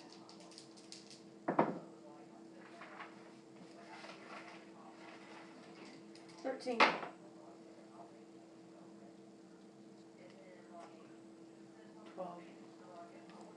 12. 13, 12? Yeah. Alright. I want y'all to roll another dice for high number. High number is good. As in, Just a single die, or 2 dice. Yeah, roll 2 dice, I'm sorry. That's how we do things here. got a 10 and an 8. I got a 10 and a 6. You got the higher number. Alright, so you. Your detect rolls, you got 13? I got 13 originally, yeah. There's always negatives. I'll at least put a -2 for rain, 3 for smoke. What did you get? 12. But I had the detect. You have the ebb ability to detect. It's just for other evidence. All right, and so who rolled you rolled the lowest on that one? From the crowd, you hear "fuck Slay," and that's when there's a problem Oh. because you are wearing Slay armor. Yeah. I'm just pretty. I'm gonna go ahead and pull something real quick. Let me. I gotta open up something. One moment while I flip, because I am an unprepared DM, GM, whatever you want to call it here. And I just don't want to cheat you on numbers. There we go. And I don't want to use that. There we go. 4. All right.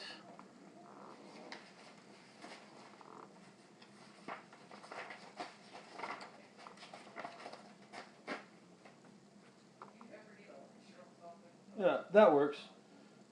Ooh. 2. All right. Let's just say regular. All right. I've got a hit on you. Goes to torso. All right. You get struck by a bullet in the back. Ooh. While you're walking. Damn It is not a rock. It is not a stick. Okay. It is a bullet from the crowd. Oh, that's none. Neither one of you passed the detect to see where it came from, Right. but y'all heard the pop of probably what appears to be a 10 millimeter. All right. First off, your armor is a PV. It's a PP 664.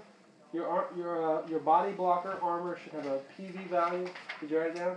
No, I got it right here now. It's a 6 or a 7. Oh, it's probably. I think it's a 5 or 6. Yep. Let me up armor chart.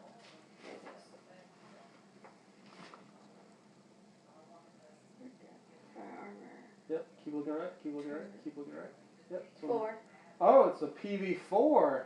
Yeah. I knew that fire armor wasn't that good, but okay. All right, which means that if you get hit with something, it subtracts the first 4 damage as long as it's not an armor-piercing attack. Right. So the bullet you were just hit by is a AP5, which means it cuts clean through your armor, no problems, like you're not wearing it. Great. All right, and you take 8 damage to your torso. Son of a bitch. Minus 4. No, there's no minus because it's got armor. It's got AP. It's armored penetrating bullet. Oh. Yeah, that's not nice. This is your standard round that you are issued with a 10 millimeter. This is the same bullet you get with your Fin 603. All right. So what's your total hits on your chest? That's what I was just like 17. 17. So put your 17 right there. All right, and you want to subtract your 8 damage. You gotta heal yourself. All right. Now here's a trick. At this point, you've taken a wound, Right. which means you have a wound. So write wound and just put 1. Just kind of put a tally mark. What a wound is that if you take one from damage that isn't reduced to 1, which would be from if you have really good armor. If you take a wound, every 5 rounds, Right. you will bleed 1 point of damage. Gotcha. You will slowly start to die. At this point, with 9 health, you can say 9 times 5. Right. That's how long you have to live in 3-second increments. Gotcha. So 45 times 3. That's how many seconds you have to live before you bleed to death. Right. All right. So neither one of you passed your detect. It was a single shot. That was more than half of your hit points in the region, correct? Yes. No. No? It You have 17? It was right at half. It was It's right. 1 point over. You had 17. 9 plus 9. 1 point under. 9 plus 9 is 18. Right. I have 17. Right, which means it was more than half. No. No, you only took 8. 8. Oh, did I do 8? I'm sorry. Never mind. Yes. Never mind. Okay, I'm sorry. My apologies. I thought I did 9 for some stupid reason. Oh, you had 9 remaining. That's I what have it was. 9 remaining. Okay, what would normally happen is if you took a hit like that, since it's more than half of the hit points and you have in a zone, whether it be your arm, your leg, your head, anything like that, you would make a shock roll. Right. A shock is a very easy physique roll, but if you happen to fail it, you go unconscious. Right. You're done. Yep. Someone else would have to help you. You know that the shivers in the area, you're actually wearing fire shiver armor. I think it's 1 point worse, but it's cheaper. It's very cheap armor. Mm-hmm. Their armor's 1 point better than yours. They're wearing the same armor. If they take a shot like that, they'll die. Just like you would. Right. You've got plenty of medicine on hand to save your life. There's also an ebb, and I bet she's got healing. There's also plenty of shivers around, and you're wearing shiver armor. And if somebody sees you go down, they might help you, depending on how their pay scale is going in the region. Right. And I am being serious. All right. Go. I definitely go down on my knees. That's probably the first time she's ever been shot. Yep. It hurts like a son of a bitch. Calling out, I'm right by you. You don't Calamity. have to call me. All right. Did you buy any Kickstart drug?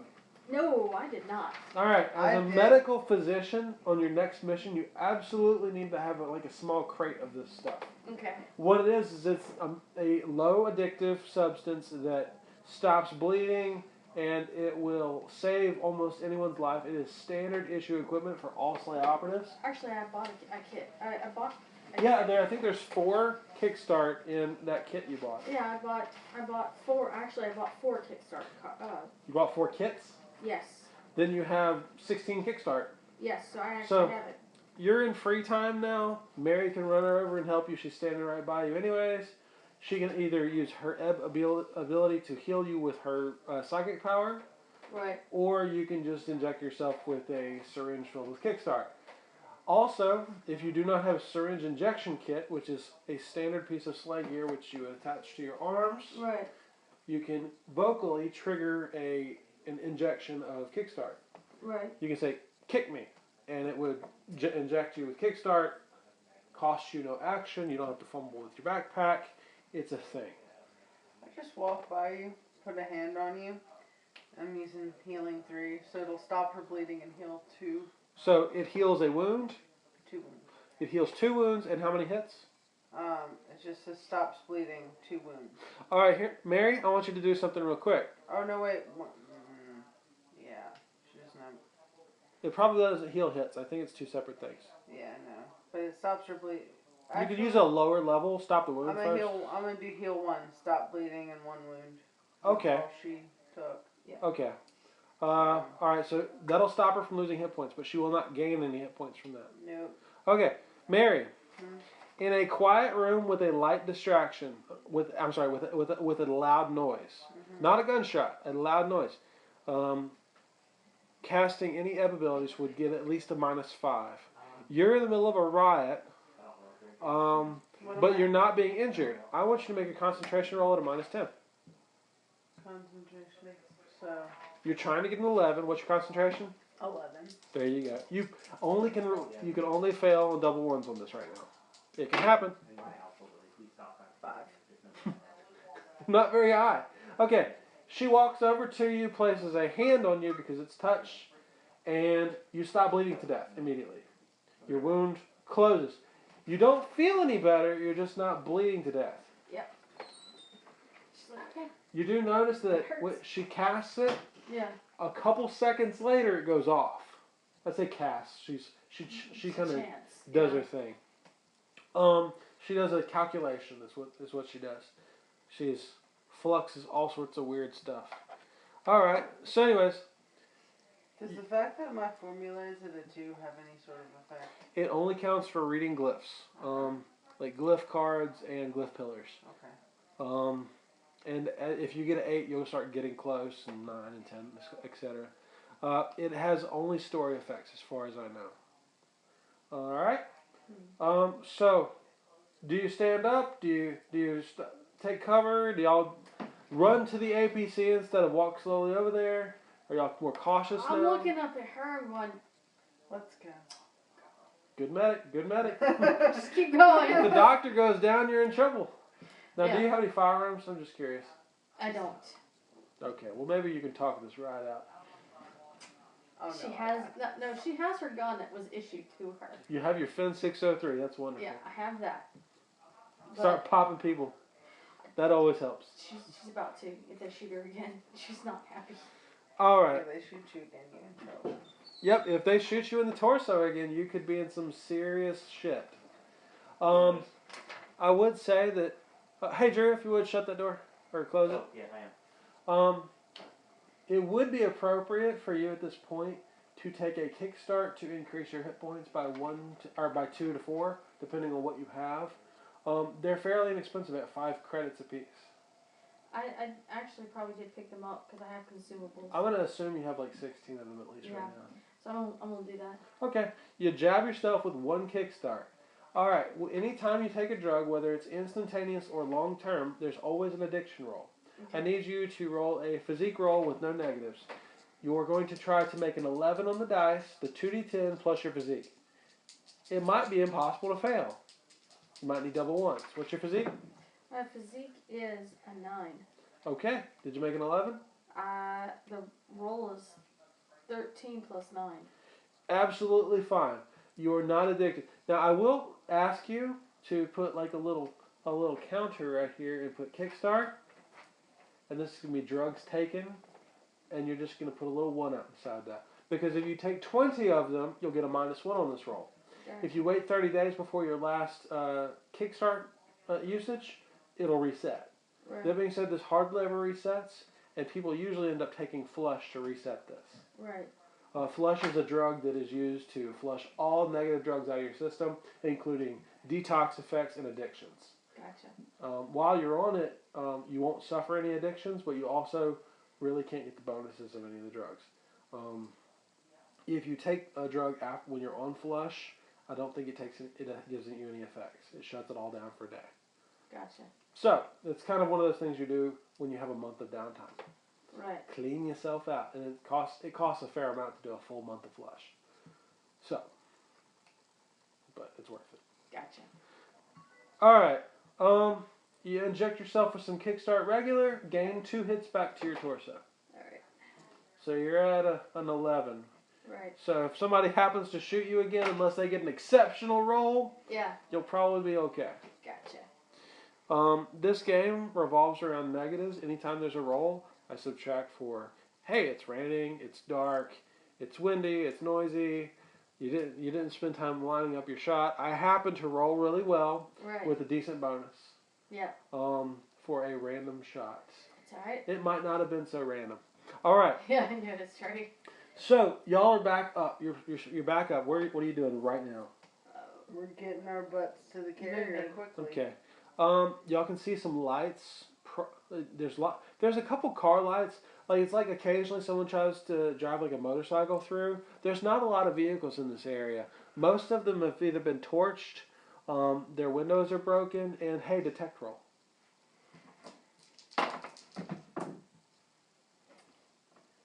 18. 18. That's pretty good. Don't need exceptional, but 12. okay. You, with a good roll, because there are some negatives, her 12 with the darkness, with the rain, and with the riot is reduced by about 5, which makes that a non-success. Right. I usually tell you all the negatives before the roll, but I'm getting back used to it.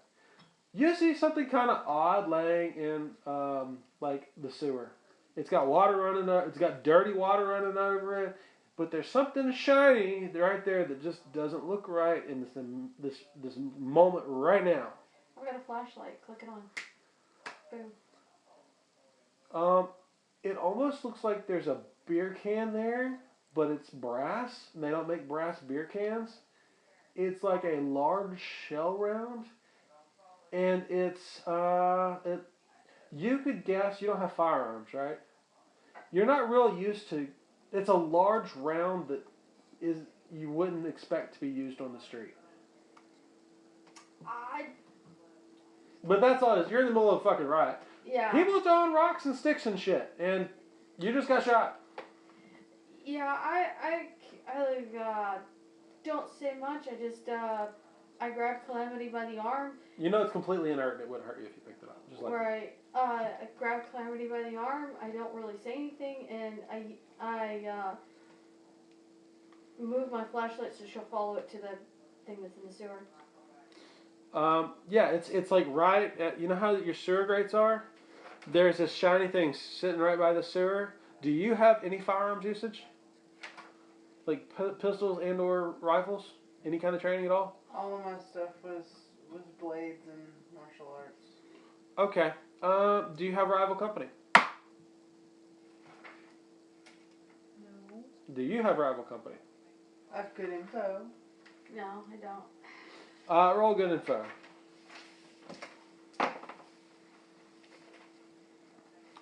This is kind of okay. Exceptional success. This is kind of a rough thing. I'm just good info can be used for random shit. You don't know what about that looks weird, but it seems out of place, and with the right set of eyes, somebody can make sense of that. Oh, That being said, if it stays there too long, it's totally going to the sewer, lost forever. We'll take it with us. You pick it up. You lose 1 flux. Do you drop it? Not in the sewer, but I like. Okay. You can see you can literally see the flux burning off your hand. She's like, fuck, ow, shit. I take it, but I'm like wondering why she's going ow, and like I do the whole hopadata thing and realize it's not hurting me. Yeah, it's not doing anything to you. And I look back at her. And It didn't do any damage to her. Her skin's not burnt. You just felt the flux come off of you. Where's my pencil? I'm just put it in my side pouch. Okay. Right now. I'm not even worried about It's like I said, it's literally like a small beer can Right. sized shell casing. You don't have any background in firearms. She doesn't have any background in firearms. Nope. Y'all don't really know what that's all about. It's just odd to see something that big out here. Right. Y'all run up to this. Y'all run up to this armored personnel carrier, and the first thing you see is like through the smoke and through the haze, there is a building that is fallen down across the street. And when I say a building, I don't mean like mom and pop's gas station. I don't mean like You mean an like apartment complex. I don't mean like a small building you see in like downtown Pascagoula. I mean like it's a 40-story apartment complex, steel and glass, and it looks like it's been shattered in the center and it's fallen in pieces all over the street. Does anybody have demolitions? Nope. Does anybody have covert engineering? Does anybody have forensics? Yes. Mega forensics. It kind of doesn't apply in this situation, but we're gonna throw it down.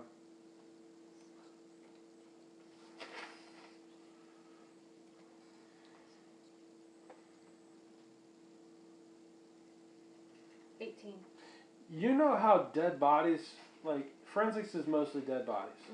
Mm-hmm. You know how a bullet will travel through a body. Whatever the fuck hit that building, Traveled all the way. it's like a big fucking bullet. Is in your best estimation. and whatever you picked up in your pouch, not near the size of whatever hit that. It's like somebody took a bat to that building and there's a dent in the side. I mean, it's rubble across the street. Everyone in that building, you have no doubt, the hundreds of people in that building, they're dead. Yeah. No survivors. Not gonna happen. You also kind of pick up that there's probably other operatives in the area helping with the riot. Just letting you know. Right. Because riots always, even street maintenance, even for a blue, your task in this, whatever this is to quell the riot. Right. Y'all are at the APC. The back is open. There is 3 shivers in the back. It looks like 2 of them are unconscious. Most of them, they're all bandaged up. One of them that is bandaged up in the back without a helmet on has sustained a bullet wound grazed to the side of the head. You can tell pretty much immediately those are sergeant markings. And apparently someone in the crowd is firing lethal ammunition from, at the shivers. It's not large caliber. You can tell it's small caliber. So it's not like somebody's out there with a sniper rifle. It looks like probably small arms fire. Is she just unconscious? No, she's not out. She's just incapacitated, I woshe's lost too much blood to make a good appearance out on the street with the other 9 shivers that are active in her squad. What I meant was is she talking or do we need to heal her She before is she can talk? She is hollering, barking orders like an asshole who's just been shot to the people in her unit. None of them look like they've had sleep in a while because they're shivers. And, as you approach, a couple of them look at you. They look suspiciously at you because it's hard to see your sleigh badge unless it's outwardly showing because you're a neckanthrope and you're some weird alien and most of them are humans. You are wearing fire shiver armor with a sleigh badge. Yeah. Which is something, they have a different badge. You have a higher badge than they do. Mm-hmm. A couple of them look at you like they're going to hit you with a baton, and then immediately you see that look completely changes, and they stop, look at you aggressively. These guys look like they're a little haggard. These are your street cops who live in a very hostile environment.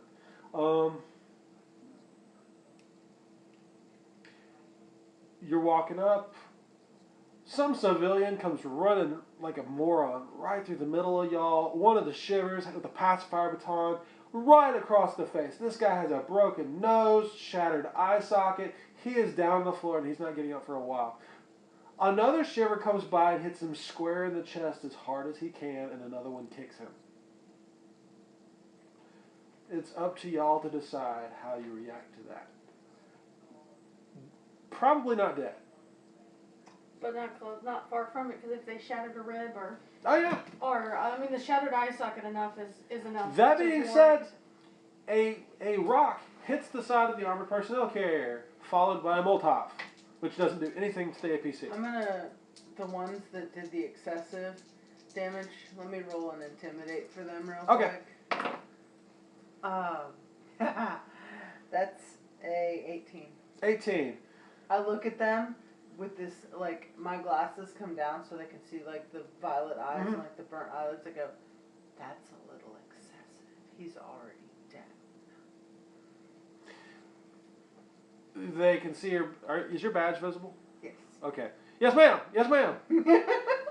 Well, she's intimidated. You can see they all pull out two of them pull out brow beaters because they have these guns on them, and you can just see them kind of setting their guns up and kind of and open the doors so they're shielding y'all from the crowd a little bit. So because y'all are obviously here to do something. It involves talking to their superior, and they just start firing these brow beaters out into the crowd, and all you see is this. You hear this. I mean, they're not aiming. They're just 20 rounds a shot. Just suppression fire. Oh yeah, they're hitting people. They don't care who they hit. There's a kid. There's an old guy. There's somebody throwing rocks. There's somebody with a flaming bottle. Right now, while she's intimidating them, I'm helping this guy, poor guy on the ground that they've You've got gauze. You've got the medical training. Roll that medical paramedic.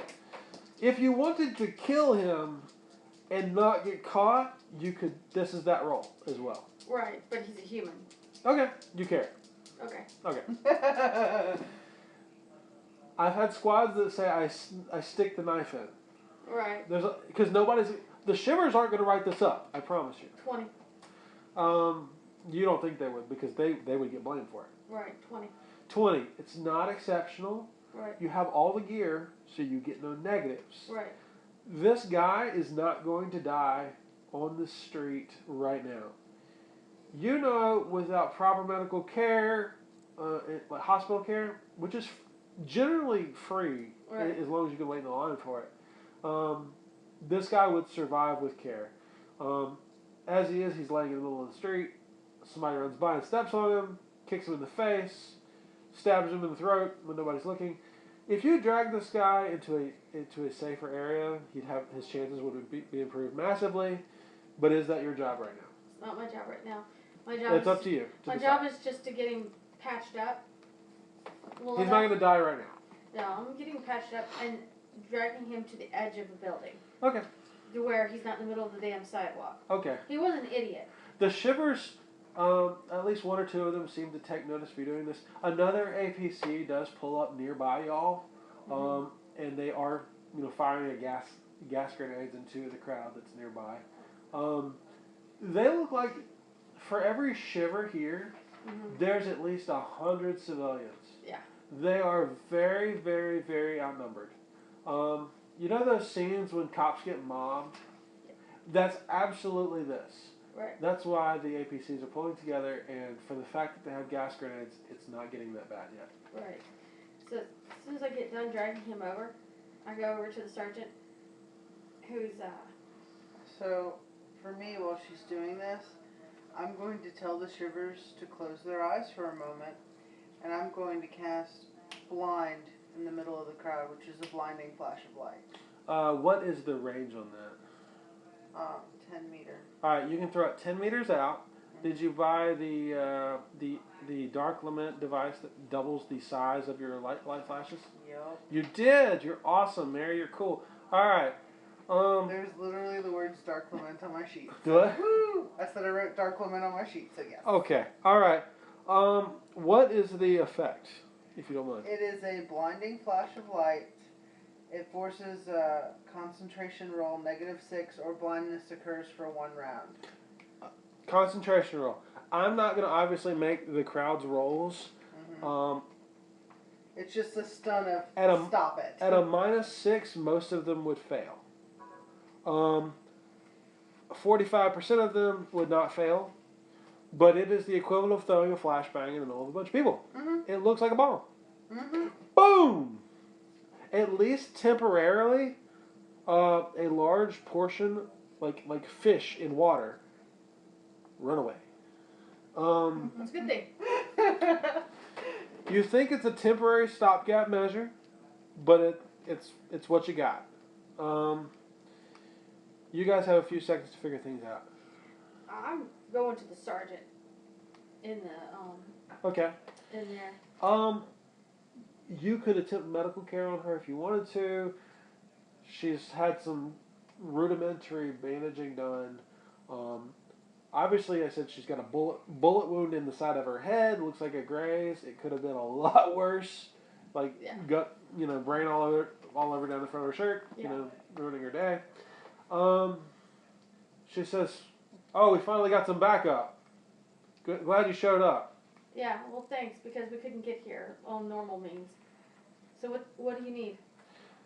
We need some assistance in knocking these people back. They aren't responding to the gas grenades like we thought they would. There's at least 1 to 2 shooters out there in the crowd. So there are some provocateurs. If we could take the provocateurs down, we saw some guys in some masks. If you can get them, apprehend them, take them out, whatever you need to do, it'll allow us to get the fire suppression in here, and we could save some of these buildings. Okay. Do you need any current medical care, or are you good with the half-ass bandage you have around your head? I'll survive. Okay. So, can I scan this crowd with evaluate opponent to try to pick out our mask? I want to detect first. Sometimes there's sequential rolls. If you guys don't have a real good detect, it's going to be hard to pick out people. That being said, it's possible. I want to do detect and then the evaluate opponent as well. Mine's You got a 7. So the crowd is just too busy for you to they're see. scattering because of the... Oh, yeah, absolutely. So, they're just... 13. Mary threw a light effect. There's less people. Still dark. I'm going to give you at least a -2. At least. That's still a success. Maybe I'm being nice. Maybe I'm not. But it's cool. You can see there's at least one person with a backpack and a mask out there. Okay. What's in the backpack? You're not sure. But he has a mask. Yeah, absolutely. Most people out here do not have masks on. Or is he walking or what's He is absolutely sprinting through various people in the crowd, and if you do not follow him right now, you will absolutely lose him in the crowd. Calamity. And that's all I say, and I'm gone. I'm following. Okay. Whee! I've watched a lot of riot videos, by the way. Yeah, I noticed. I love riots. Okay. You guys run past some burned out cars. You guys have left the shiver unit. Right. You guys are on your own right now. Yep. Roll for high dice real quick. I got a 9. 9. Roll again for high dice. I rolled an 8 and 1. 3. That was at least a 9, and then Okay. 4, 13. Let's see. It's always roll good, you know? I rolled shitty early. I'm just gonna borrow one of these real quick. Mort Civilian. I don't like the fact that page The says serial killer. Yeah, it's a What's thing. civilian? It's Wait a thing. This All right. is a serial killer. At a -3. Okay. A bottle, possibly flame. Well, actually, there was a flaming Molotov bottle, just whizzed past your face. Does he have any other bottles on It him? wasn't the guy It wasn't the guy with the mask. It was just a dude in the crowd. Oh, okay. That's cool. You see the guy. Do you want to do anything to that guy right there? Had that hit you, there's a high possibility you could have burned to death because you're not wearing the fire armor. Does he have any other bottles on him? He has what looks like a crowbar. That's as far as he goes with equipment. Okay, because if he had another bottle, I was going to crack it because it's one of my free abilities. He doesn't look like he's equipped to make those bottles or anything like that. So he's just somebody gave one. He's just some douchebag with the Molotov cocktail. That being said, when it hits the ground, you can tell it's not alcohol. It's not like a low flame. It's like a high flame with. It looks like it's some kind of combustible liquid. It wasn't. It was. I don't know. You can decipher whatever you want out of that. Maybe he siphoned it out of the car. Maybe he got it from the station. Whatever. She's away right now, so we'll have some fun. Mary. Yeah. You don't have bad luck, do you? No. Do you have psychosis? Roll your psychosis. What was your psychosis, anyways? I'm in a freaking... It was Digger planting bad shit in my head. Okay. That's 14 minus 2 is 12. No, that's a plus. Oh, 14. Okay, so on your psychosis roll, you scored a success. Somebody in the crowd looks like they're just covered in blood, and they're just screaming. No doubt. I mean, there's. It's normal for a riot. It's a riot. There's not a whole lot of injured people. You do see some people on the ground, but there's one person who stands out among all of them for you, and they're just sitting there screaming at the top of their lungs. Do they have a knife? Looks like they have a knife. I don't know. It's up to you whether you want to interfere with that or not. Well, let us go ahead and shock that. No, that's touch based. I don't want to go touch Because they're screaming and have blood all over them. Let me do a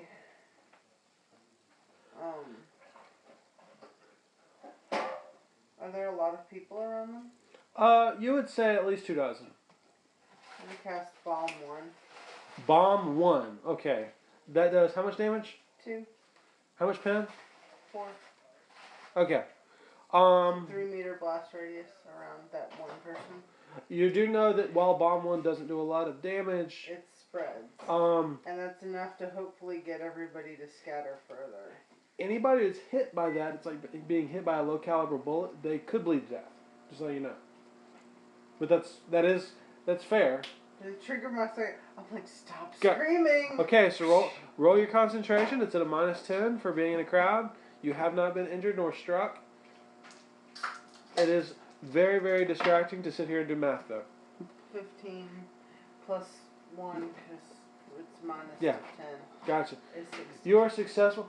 She stops for just a moment Right. while y'all are running, Right. and she throws a small psychic bomb into the middle of a crowd. After mumbling the words, Now, stop screaming. You have no idea Right. how powerful that thing she threw is. It doesn't look earth-shattering, but everybody she hit with it Yeah. is covered in blood. But nobody stopped running. It looks like a very small, like maybe a flashbang sized bomb. Right. But she definitely injured some people. Crowd suppression. You don't. If you had tactics, maybe you could roll that to see how tactical that throw was. What you looking for? I'm assault. Right, second shelf, right in front of you. Yes. No, we don't have a shaker. We just got the. I king. don't believe I have tactical. I think that's one of the ones that I Crowd didn't take. suppression. It's totally crowd suppression. So Yeah. she's good right now because I'm after the son of a bitch with a Yeah, knife. she keeps going after that. Okay, Mary has paused 2 phases to throw her bomb. Right. Do you stop with her, or when you notice she stopped, do you stop or do you just keep going? I kept going. Okay, Because if I Mary, lose do you want to this- catch up or do you want to look for that guy? Okay. The guy you threw the bomb at.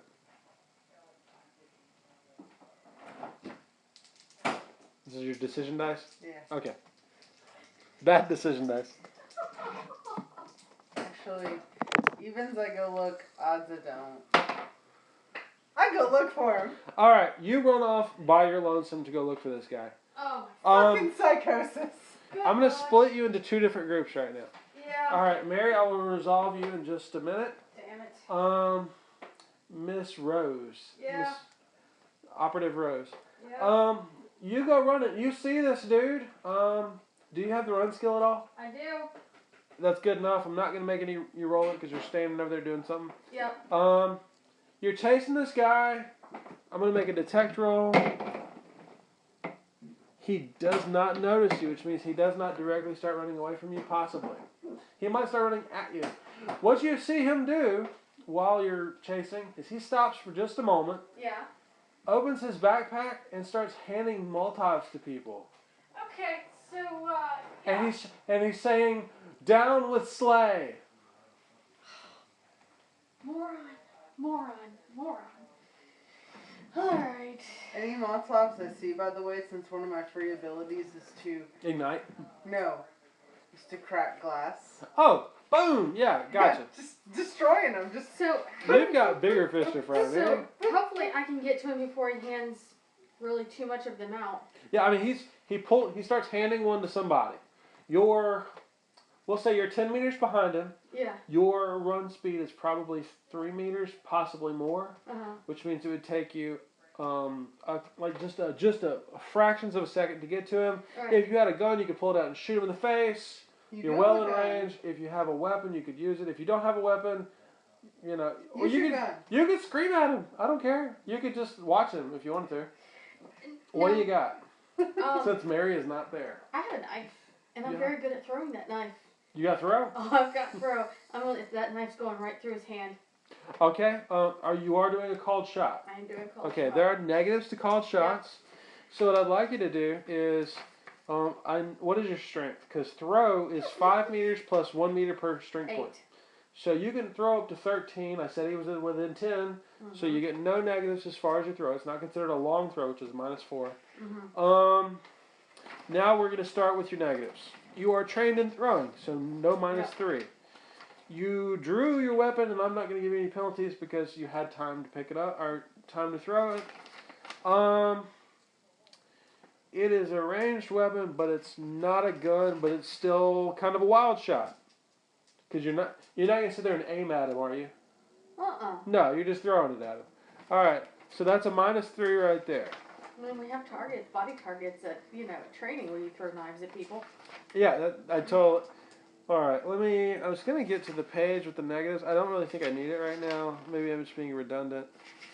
You're totally being redundant. It's cool. Yeah, it's just been a long time, and I don't think I have time. There we go. Scan down the list. There's not a lot of people that use throw, by the way, so you should pick up some grenades. You're totally shit. Okay. Okay. Buy all the things. Buy all the cool stuff. Take some of these cocktails and throw them in the crowd. There's not a lot of games where they let you take explosives, okay? Just saying. Alright. I'm just saying, it's totally give me smart give me a roll at a -3. So whatever plus you have, and then a -3 on whatever the roll is. 6. Alright, so you roll a total of a 6 with your plus minus my 3. Yeah. Alright. You know. Actually, no. I rolled a 9. You rolled a 9. Yeah. Minus the 3? Yep. Okay. Alright. That's first incremental failure, which is not horrible for you. It's like, if you rolled like a -20, like 20 off of the target number, Yeah. you'd like hit yourself in the foot or something. Yeah, it's epic fail. I love degrees of failure. So you throw this knife past the guy. He totally notices. Oh yeah, I want him to get attention to me. Um, I have a fireproof suit on right now. Motherfucker's going. He is in progress of handing out these Molotovs. Like I said, they're not lit, obviously. Right. You need like a lighter. You have a clip on. Your character starts with a lighter. Mm-hmm. You might assume that he has one, but anyways, what is your dex? We're gonna get into phases with you. My dex is a 10. All right, you have a 10 dex, which, as per our sheet, shows us that you act in rounds or phases. You act in 4 phases. You act in 1, 2, 4, and 5. There's 5 phases. Okay. I have a dex of. Let's get off of that page. I have a dex of 8, which means I act in 3 phases. I act in 1, 3, 5. So I'm in 1, 3, 5. You are in 1, 2, 4, and 5. You move in all phases. Your dex is higher. You go first. This is between you and this guy. Okay. Evaluate opponent. Evaluate opponent. It's going to take your action to do this. Fine. All right. Go ahead and roll it. You're looking for an 11. 7 plus 5 is 11. Actually 12. 12. Yep. That's a success. Let's see. I'm breezing down. He's got a pistol. Okay. Plain as day. You Okay. see, he's got a pistol. It may have been hidden at a distance. It's totally visible. It's tucked into his waistband. Gotcha. He does not have it out currently. He also looks like he's probably a fighter, like this fighter. Gotcha. He could probably do pretty well with that.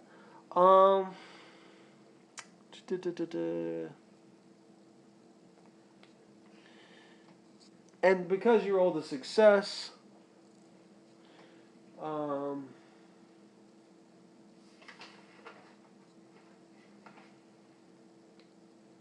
I'll totally allow you to see that up close.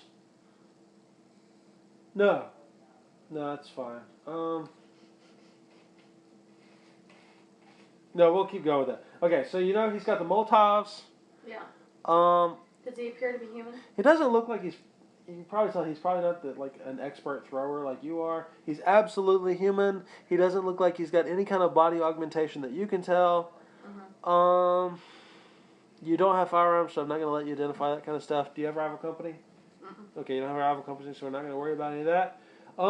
You went. My turn. Yep. On my turn, I'm sorry, I do have Rebel Company. I just looked down there.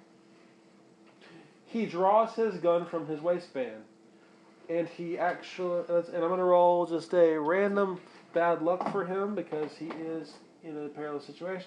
He drops one of the Molotovs and it breaks at his feet. Okay. It happens. Not saying it'll kill him, and it's Right. not lit. But instead of throwing an unlit Molotov cocktail at you, he draws a gun, drops one of the Molotovs. Matter of fact, he probably drops the backpack. You're in fire. You're in shiver armor with a sleigh badge, and you don't know if he knows anything about a sleigh badge. Nope. But sleigh operatives are a thing, and they're on TV every day. Mm-hmm. You just aren't a name, like a big name. He pulls a gun out. Mm-hmm. Pulling a gun is an action. Okay. He doesn't step backwards. He doesn't step forwards. You are at 10 meters. Okay. Normally we could put some dice upon the grid. I don't normally use a grid. Red or orange for you? Red. Red. All right. So 1, 2, 3, 4, 5, 6, 7, 8, 9, 10. There. That's just how close you are.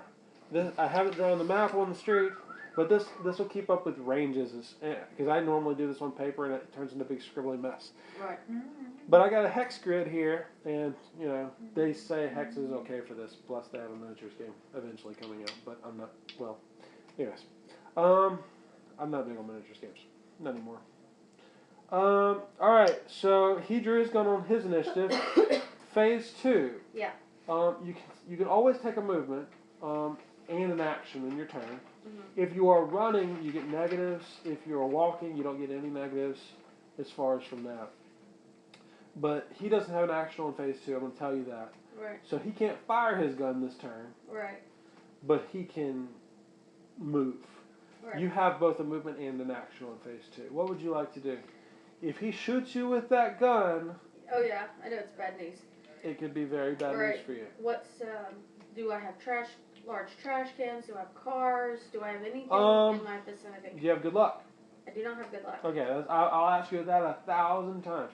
If Right. you have good luck, you roll good luck, there may be something good around you that can help you.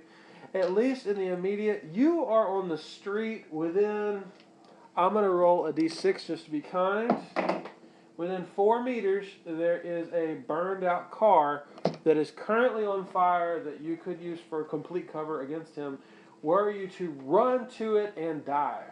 Mm-hmm. Dive is an action in this game. You can do nothing but dive, but I'll allow you to run because it's all cool and cinematic and stuff. Mm-hmm. Would you like to do that? Yeah, because I don't need to be shot again. What dive would normally do is it takes all your actions for this phase away, and you would get whoever attacks you gets a -4. Okay. Because you're running, you get a minus. You know what? I'm going to do it right.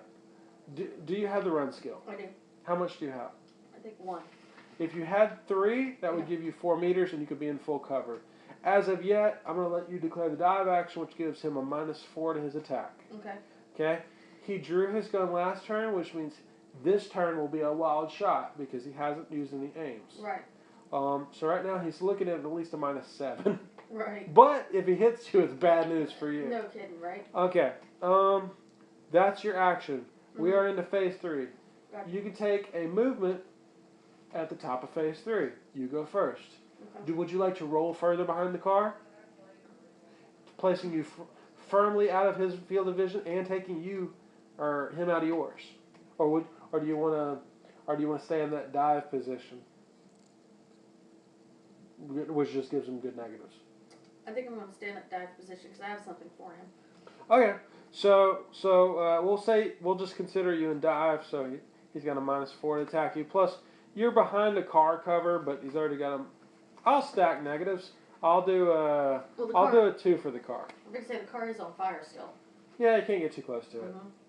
Alright, so I'll do a 2 for the car. That You seems ain't fair. scared of fire. No, hell no. No, you're not. That's pretty cool. You can walk through the car. Exactly. I didn't even think about that. That's the reason I'm behind the fire car. It's like, oh look, fire armor, fire car. Good job. Smart player. That's how you survive in Slay. You're smart.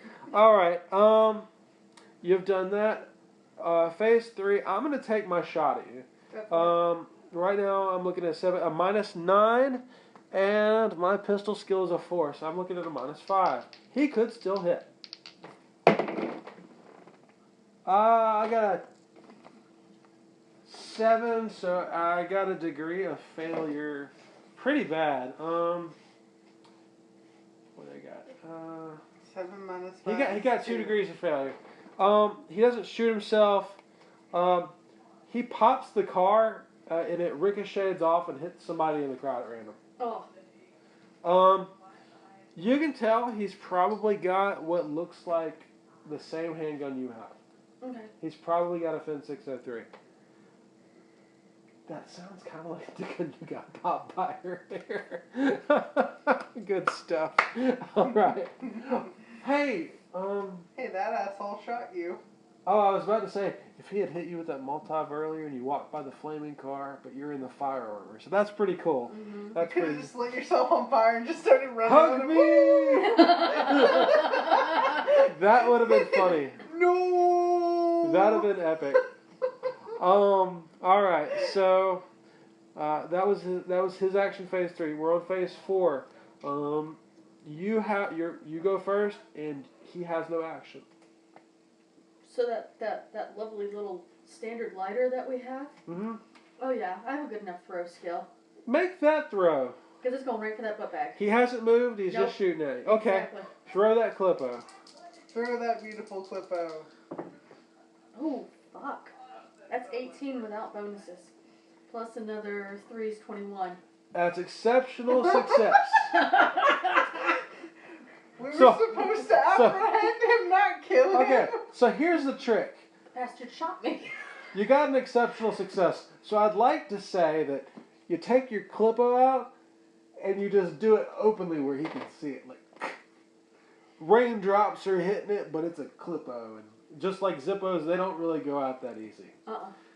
And you just go, poof. And he's like, And it's all in slow motion. And that's when he catches on fire.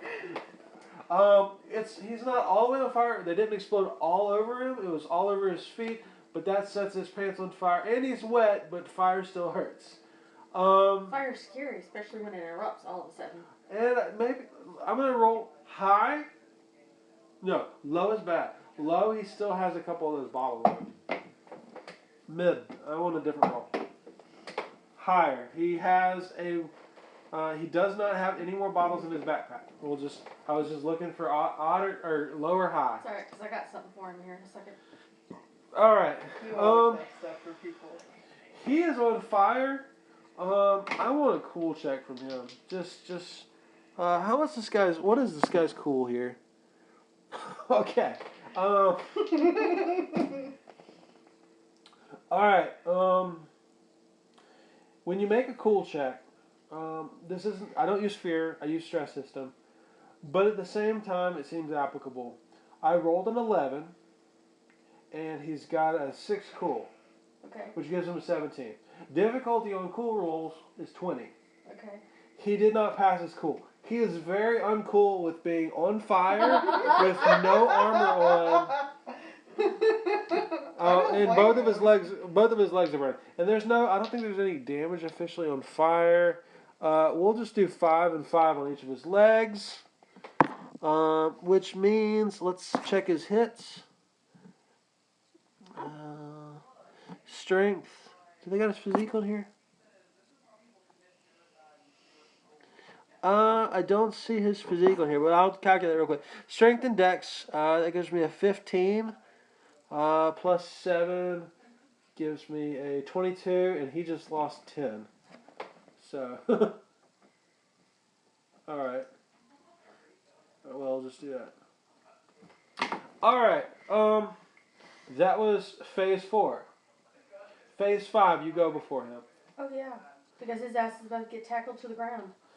Alright, All right, phase 5. Stop, You go drop, and first. roll. First off, you are prone Yeah. because you had dived. Mm-hmm. You must stand up, which is your movement action. You have one more action. You can move towards him, Mm-hmm. but you can sprint, which will get you, I think it's 2 meters closer to him. That would still put him 8 meters away. That's fine. All right. He's panicking 1, right 2. All right. On his turn, He totally should stop, drop. most people know about stop, drop, and roll. Let's see if he is definitely, he lost his cool, which means now. Panicked. he's panicked. I'm gonna assume he runs in a random direction. 5. 1, 2, 3, 4, 5. And run. 1, 2, 3. It's random direction. Gotcha. Away from the source of the flame, obviously. Alright. Phase 5 is done. Top of the round. He's definitely got at least 2 wounds. And he's burning. I don't know. There's not a lot of rules for fire, but he's burning. Every phase, matter of fact. Phase 1. You go. I'm still sprinting. Chasing. Sprint. Yep. 1, 2, 3. While I'm sprinting, Sprint is 2, and you can take an action at a -2.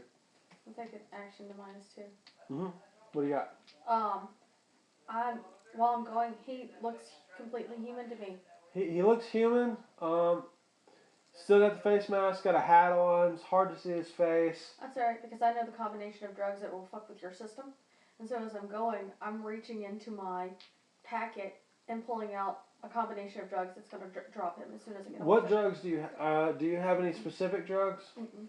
I'm Just gonna. what's in the med kit. All right, for right now, just because you're medical package and you're new to the game, I'm gonna assume you have the equivalent of like some morphine, Right. and I'm gonna assume since you're a doctor, you can make that medical roll right now to know not how much to give him that will knock him out but not kill him. That's a 14 plus 5 is Okay, 19. it's totally appropriate. Now I want a straight up dex check for you to grab that while you're running. A dex check is going to be 2d10 plus your dex. You're trying to make an 11 I made an 18. -2 because you're running. I made an 18. So it goes to a 16. Let me put this on pause and we'll do our intermission. We'll pick it up here. Phase 1. You pass your dex check to pull out the combination of morphine that will possibly knock this guy out, Right. and you figured out that you know the amount to give him, Right. because failing on that roll means you just give him way too much and he croaks, or you don't give him enough and he fights back. Right. After you apply it. Now applying is going to be a fun thing too. That's alright. His turn. He's still on fire. I'm gonna say, since he's wet and it's raining, even though it was a flammable substance and it's been just a short amount of time, he'll take half the damage he took previous round, rounded up. So that'll be 3 and 3, which Another 6. that's at 16. The issue here now is that half his hits, rounded down, would be 11. Which means that if he took almost any more damage on his legs, he would not be able to walk. That being said, he needs to roll a shock roll because it's not in one hit, but it seems appropriate. All right. He definitely passed the shock roll, not to just flip out and fall down and pass out because he's on fire. I don't know. It seems like it would hurt, and it seems like it would be a possibility while you're on fire to flip out, fall down, and Right. No kidding. knock yourself out or something. All right. Continuing phase 1. He took his damage. He is going to continue running away from you because you are that crazy person that's chasing him after throwing a Zippo at him. And he's on fire, so he's screaming. I'm gonna have y'all do some stress rolls after this because obviously this is stress. The whole getting shot is stressful. I need to add some stress to your character for that. We'll do that in just a minute. But in the meantime, you can move on round 2. He moves on round 2. Do you follow him at the same pace that he's running? No, He'll take 1 more damage apiece on his legs on his next turn, his next phase. I'm doing my best to catch up to him. Okay, you move 3, he moves 3. So, I'll assume. Actually, he's got 4 wounds at this point. That does make a difference. I'll say he only moves 2 and you move 3. How about that? Alright, phase. Oh, wait, no, you act on phase 2 and he doesn't act on phase. I'm sorry. That's your action. Go ahead. Yeah, I'm just running as fast as I can. You're just trying to catch up. Alright, phase 3, he gets an action. You don't get an action. His action is he's just running. He doesn't have any points in run. You are slowly catching up to him on phase 3. Phase 4, you get an action. Still running? Still running. Okay. Here's how this is going to go. I'm going to go ahead and cut this down a little bit because as you're slowly catching up to him, with the apparently I guess it's going to be 5 wounds that he's taken now. Right. He's going to be taking 1 point of damage every round, and he doesn't really have any hit points left. No. So what's going to happen is he's going to fall out in the street, and you're going to tackle him simultaneously. You know, without immediate medical attention, this guy's dead. Right. You don't have any of the weird information, knowledge stuff. It's just some dude. Do you want to save his life? Yeah. Okay. Because I'm going to beat the shit out of him for shooting me. Oh, okay. You roll your medical. Paramedic. 18. Alright, he's got severe burns, like I said, long-term care, fire, huge chances of infection, dirty street, dirty water, nothing is clean, always raining, immediate medical care is required. You give him salt. Right. He will not die while you're watching him right now. Right. What do you do with him right now? There's people running all over the place. Nothing y'all did was terribly flashy. And you're just chasing some dude who was on fire through a crowd. Yep. I say that's not flashy because you weren't firing a machine gun. Right. What do you do? I'm pulling him off to the side because I don't feel like being in the middle of the street for one. That's probably a good idea. For one. So we're going into a shadow on the side of the building. Okay. Alright. Obviously, you guys cannot put out the fires in big buildings. That's just not what y'all are setting out to do. No. I'm going to take his mask off. Okay, you take his mask off. He's just some dude. Right. You don't recognize him. Nobody you would know, I would think. Okay. I have streetwise at 2. Roll it. 4, that's 11, 13. He has no gang markings. Okay. This appears to be a normal person. The trick is that while you're going over and checking him out, you do notice there's what appears to be some paperwork in his backpack. It is raining, and if you take it out and look at it right now, it'll probably get wet. But you could look at it. He's got a handgun. That's the 10 millimeter that he's got, which you don't have any firearms. It's a civilian weapon. No, Finn is not a civilian weapon. It is illegal for him to have that gun. It's a 10 millimeter. And what else? He's got a relatively large amount of ammunition. He's got like 4 magazines. I'm going to take his book bag and his gun. Okay, obviously good ideas. Yeah, I'm going to take everything on him, except for his clothes. Did you want to pull him off to an unrainy, like an overhang or something? Yeah. Okay. In that case, I'll say that you can look at the pamphlet he's got. It actually has a stack of pamphlets. It largely seems to be. It says SLA Industries is not your friend. You are their slaves. Break free from your chains. Fight SLA now. Dark Knight is here for you. I'm going to take my phone out. I'm going to take a picture of this guy's face. Alright, and take a picture of the pamphlet. And, Okay. And that's stored away for later because Gotcha. I have an idea for that. You don't have a rival company.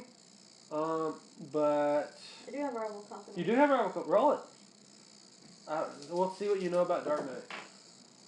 7 and 8 is 15? 15. No negatives? You got No. any positives? No. Okay. 15. Dark Knight is a terrorist organization. They are known for killing SLA operatives on live television with propaganda reels. They are completely anti-SLA. They are a serious threat. Were they to be known ahead of time, they would probably put out a BPN just to kill this guy. Right. Dark Knight is famous for such things like, besides murdering SLA operatives and shiver units, they they give combat drugs to children. They are rampant drug pushers. They destroy infrastructure. Um, they are actively out on the streets converting civilians. This guy might be a Dark Knight operative. He might just be a civilian convert. The trick is that this guy, were he to see you in a dark alley and you not have your armor on and the sleigh badge, or you were an employee, he'd probably have just shot you in the head and you'd be dead. That lovely comm channel that we were on earlier. Yeah. The sergeant that we were here. Yeah. I'm hopping back on it. Okay, yeah. Hey, Sergeant. What's going on? Well, I've got one of the bastards, and he's a Dark Knight. You got him? I got him. Okay, are there any more? I don't know. I mean, there's probably a couple more out there, but you got one of them, that's good. Yeah, but so far. He's a Dark Knight. Alright, where are you at? I can send some guys over to help. I'd give her my location. I'd look. Just some street corner. Yeah, some street corner. Not too much long after that, the armored personnel carrier drives up to that street corner firing gas grenades, and it, literally pulls right up to you, and you're there on the street corner, and the shivers pile out, kind of giving you a little bit of cover, and they say, what do you want to do with him? We can take him back for questioning, I would take him back for questioning, honestly. We can deal with it now. You know, with your sleigh knowledge, that a sergeant is the judge, jury, and executioner for their precinct. Mm-hmm. So if this sergeant is over this area, and therefore they can issue extermination warrants on civilians. Right. It's not exactly the most common thing, but I mean they will line civilians up in front of a ditch and shoot them if they need to. Right. They don't really have big prisons. Well, I mean, currently he's on the ground, passed out. Okay. He's got medical attention long enough for him not to die. Well, I heard one time Cloak might want this guy for some interrogation. That might be good. You might have just earned yourself a bonus. Good job. Thanks. They put 3 sets of tie wraps on the guy. Mm. They gag him and they put a bag over his head. Be careful of his legs. If you bump him too much, you'll kill him. And then he won't be worth anything. They're as careful as they can be. Right. There are some wounded shivers in the back of the truck. And they generally, they have their mask on. You can't really see facial expressions terribly well. But one of them kind of goes over to you, claps you on the back, says, good job. Well, did any of your boys need patching up? You have plenty of work to do. Okay. For the next while with them. Matter of fact, they hear that there's a sleigh medical technician. Occasionally, for the next probably 20, 30 minutes, half hour, whatever. Yeah. People keep making their way over to you, or they keep calling you over to different places. Yeah. For your specific skill set. Yeah. You know that sleigh medical care. Yeah. They actually have free medical care for all their citizens. Yeah. The thing is the long wait times. Yeah. For the service, and it's not necessarily always going to fix what's wrong. It's usually minimum care required. Right. Unless you're an operative and you can actually afford it. Right. They don't replace body parts for civilians. Well, no, I wouldn't think so. If you lose a limb. Yeah. That being said, I'm going to switch over to Mary. Go for I it. think we've done really, really well on that end. Mary, Yeah. you went chasing the bloody man in the crowd. That asshole that was screaming. Yeah. Mary, I bagged and tagged one. I know. Yay! You didn't like epic failure psychosis, did you? I didn't epic fail. No. You got an average success. Mary, you totally see him. He is standing on the sidewalk. And he has pulled a knife out of his side of his body. And he's licking it. Of course he is. I want you to roll your psychosis again real quick. Oh, I don't want to succeed on this. No, you don't. 11. Yeah, he's standing there and he kind of looks menacing. He looks like he's just pulled a severed head out and he's licking the blood off the neck stump.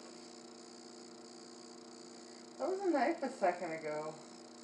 No, he's got the knife. He's totally got the knife in the other hand. Okay. She just looks at him and she's like, I'll deal with you later. I'll be back. Would you deal with it later and be back? Is that what he says to me? No, I'm asking you. She's trying to... She remembers in her mind that she wasn't supposed to kill people and she just set off a bomb.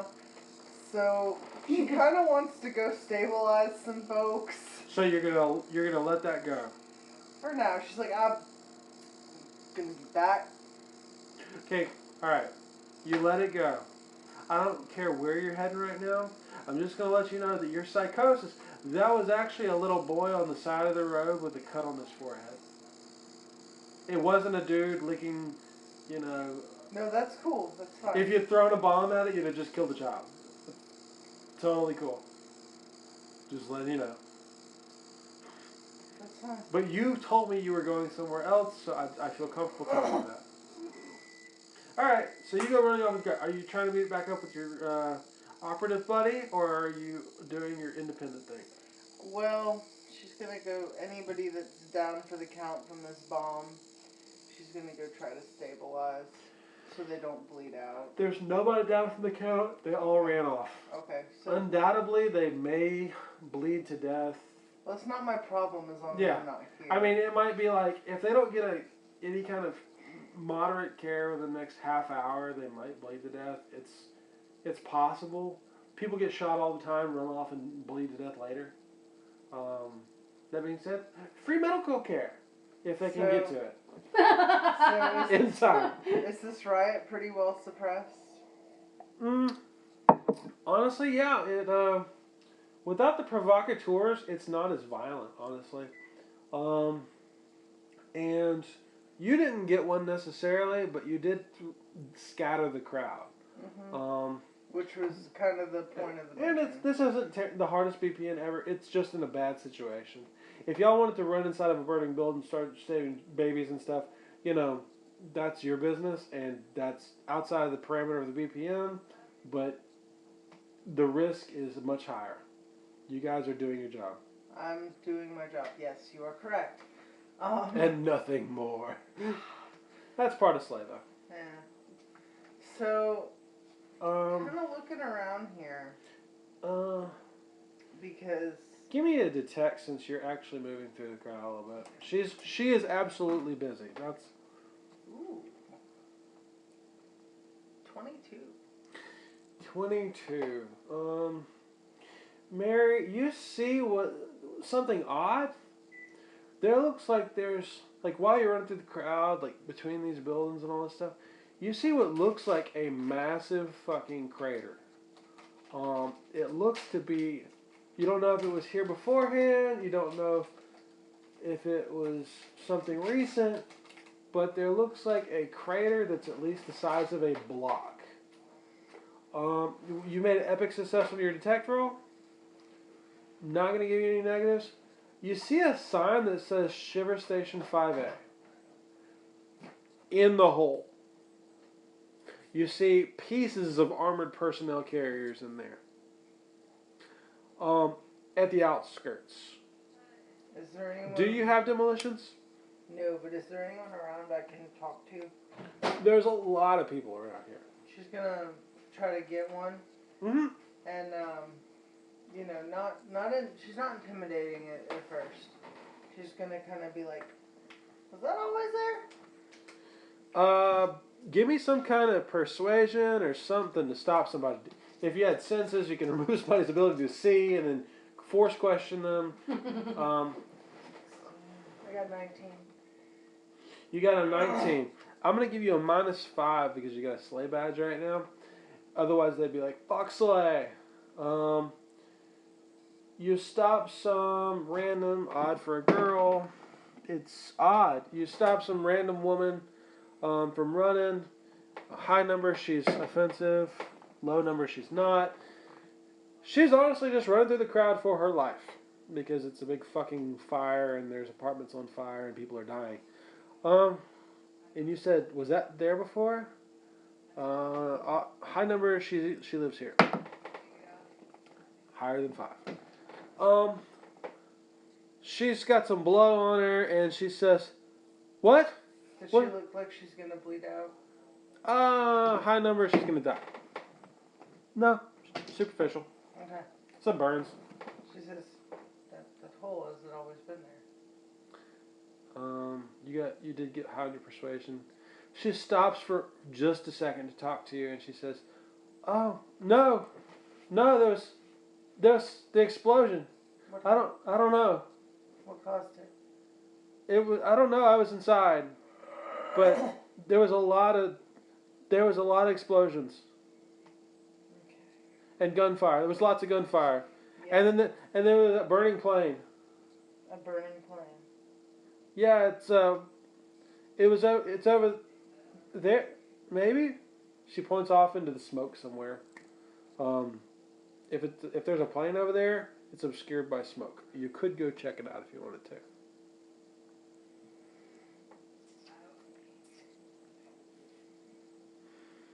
And by plane, she could mean almost anything. I quickly hand her like 5 unis and send her on her way. Okay. She hardly accepts them. She seems to be in some kind of shock. Yeah. Well, if she doesn't want them, she doesn't have to have them. Yeah, gotcha. Not your business. Nip.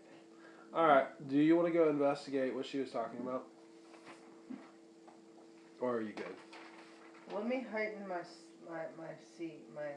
eyesight. Okay, what are you using?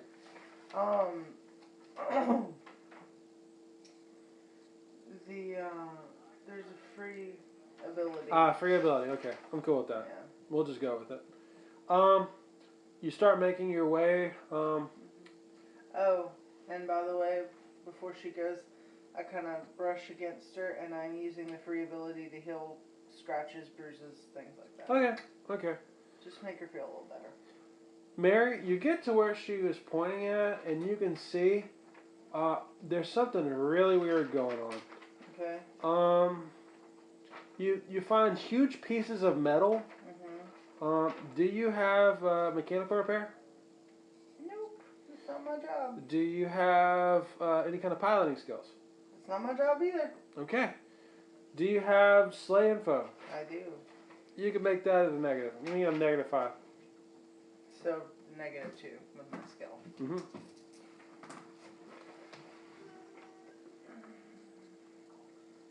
11. You got it. Well, no, 13. And you have the bonus from augmentation. Mary, there is what appears to be the remnants of a killcopter, which is standard sleigh, can be military, usually military grade, operative level kind of stuff, embedded in the side of a building up there. You also look at the ground around your feet, and there is what looks to be large chunks of metal, and you successfully identified it. It almost looks like pieces from a drop ship. The fuck? But it looks like it's probably Slay. You're guessing it's not Rival. Um, but there's no from what the pieces you would expect either like someone scrubbed it along the ground right here or it's just not here. But with the burn marks in the area, it looks like it. Whatever happened, something hit the ground burning here, and from the ground indentations. Um, this is looking. There's no way that civilians can take down killcopters and dropships. Yeah. There's no dropship though. Nope. There is a killcopter embedded inside of the building. Yep. Which That's would cool. be the reason for the large ammo shell. You also see several large pieces of that ammunition scattered through the I area. ain't touching that shit. I know what that shit does. Yeah, there's all sorts of weird wreckage here that you don't even recognize. I mean, it just looks like pieces of metal, just everywhere. I mean, it's just there's tons of rubble. The buildings. Oh, you're looking at the buildings. There is looks like a blast marker through the side of a building that looks like there's about a 8-foot wide length of the building that is missing, and it looks like I'm not even saying there's a beam weapon, but some kind of large explosive device was used, and you can tell the trajectory through it. Like someone fired through a building and hit something on the other side. Sounds like a railgun. And there is some high grade hits on these buildings around here with some automatic fire. I'm not talking about like small arms fire, no fin 603s. I'm talking about you don't have firearms, but it would be like artillery size stuff. There's full weapons grade ammunition in this area, or cartridges lying around this area. Alright, I'm gonna retreat back to my buddy here. I'm just gonna be like, okay, bye. Y'all's mission is officially done, by the way. Just letting you know. Yep. You've gone above and beyond the original requests, and your above and beyond wasn't just with civilians, it was directly assisting Slay forces in the area.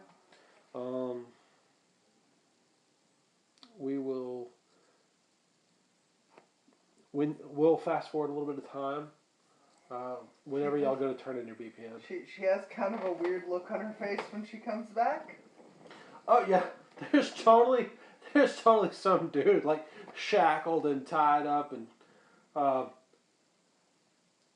there's guys saying she caught a dark night, like over there. I just look at you and I go, not bad for your first time. Thanks. Not But, bad at all. But you guys, you probably end up staying there an extra 30 minutes. The riot breaks down into just very, very scattered people wandering around looting.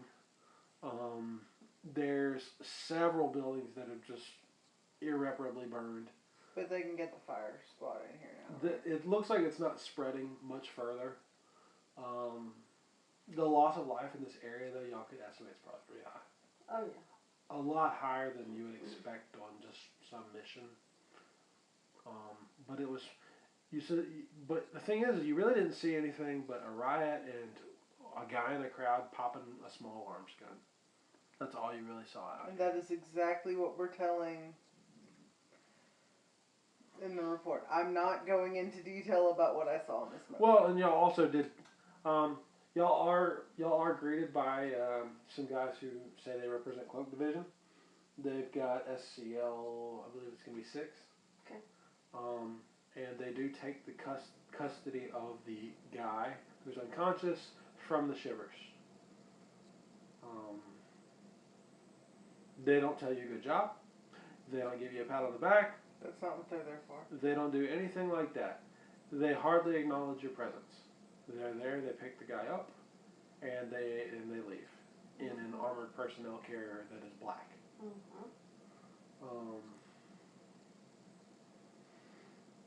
Later, what do y'all do after this? I mean, because y'all could report to your financier. which is where you would get your debrief on that. Let's do that. You could just go home and clean up and do it in the morning.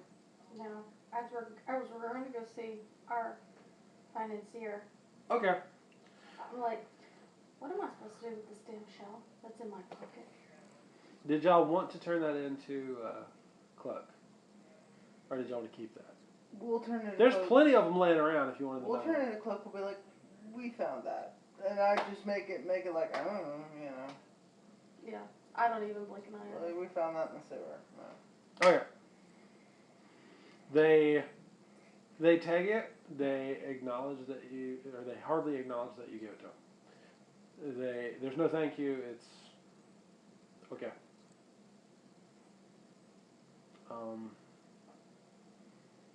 We both act completely clueless. You ask no questions. Nope. Nope. They give you no roundabout answers. Nope. They give you no get out of here answers. Mm-hmm. All right. Considering I know what I know about everyone that tried to look up this information before, how it was all denoticed, I have no qualms about keeping what I saw to myself. All right.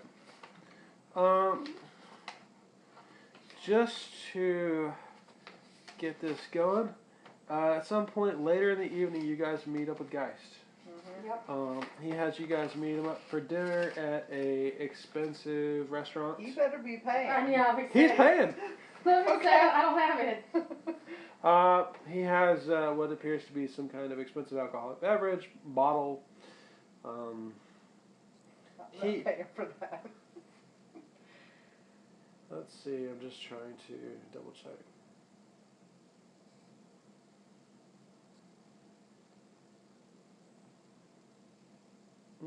Okay. That seems reasonable. Okay. You guys get there. Congratulations. You've popped your cherry there. Thanks. She did good. Well, I've talked to who I can talk to, and we've got some good news and some better news. Okay.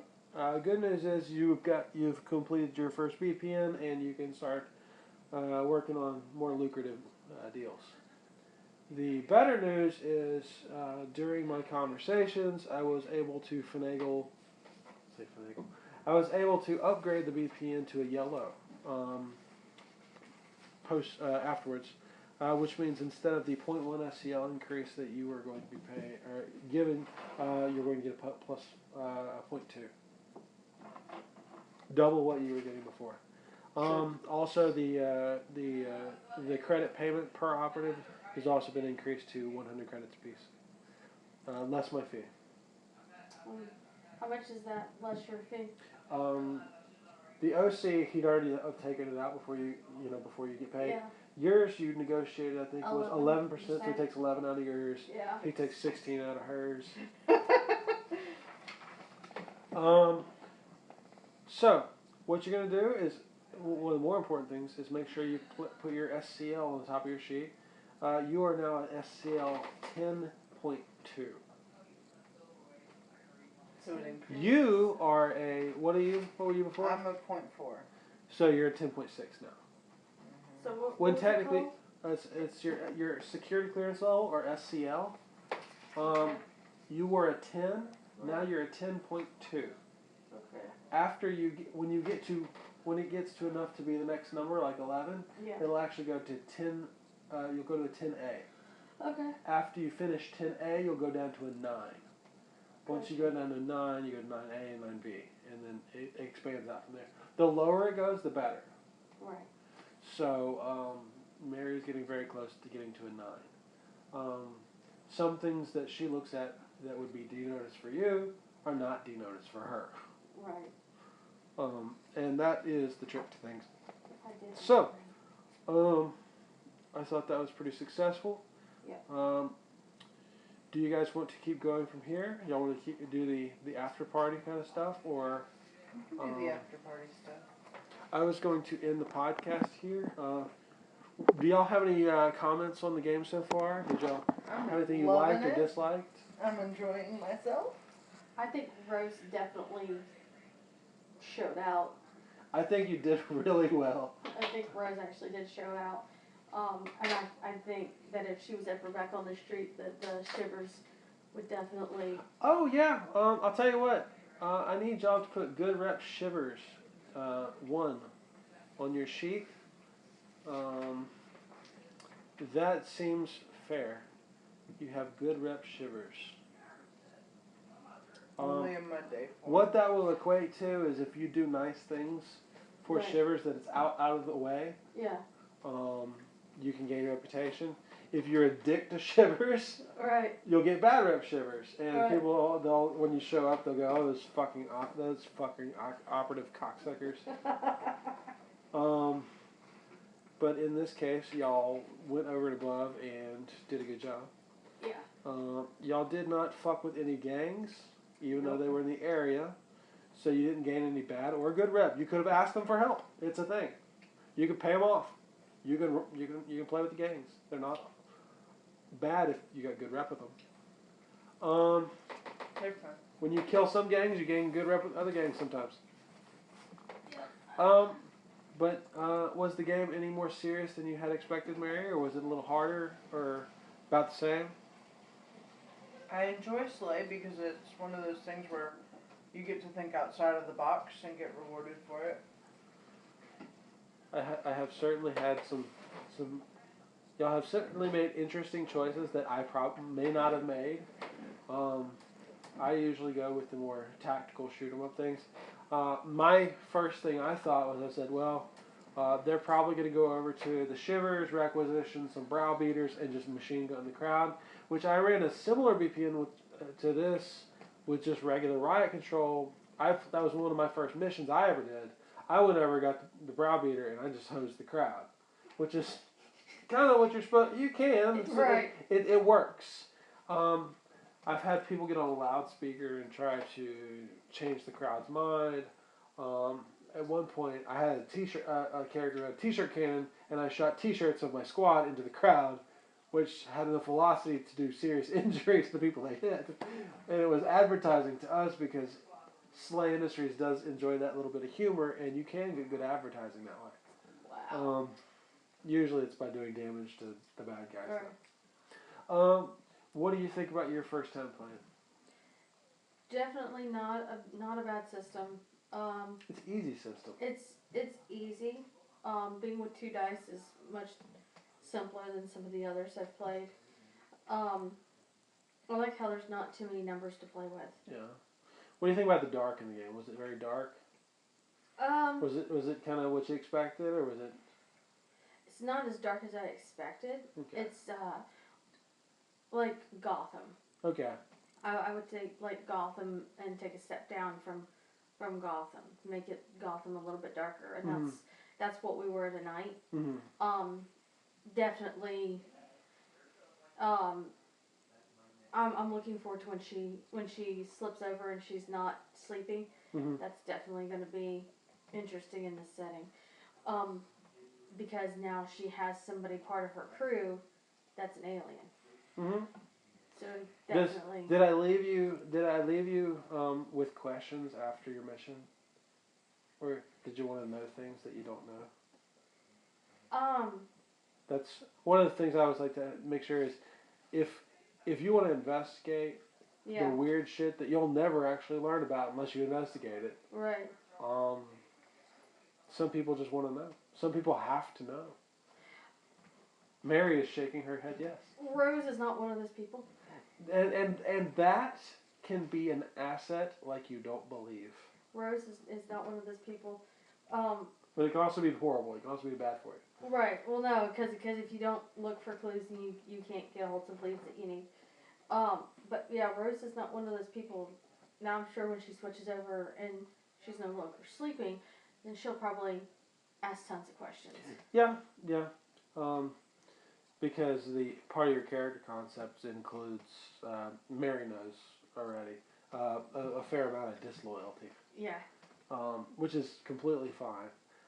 depending on how we end up going with that. It might make you even more loyal. We'll see. Right.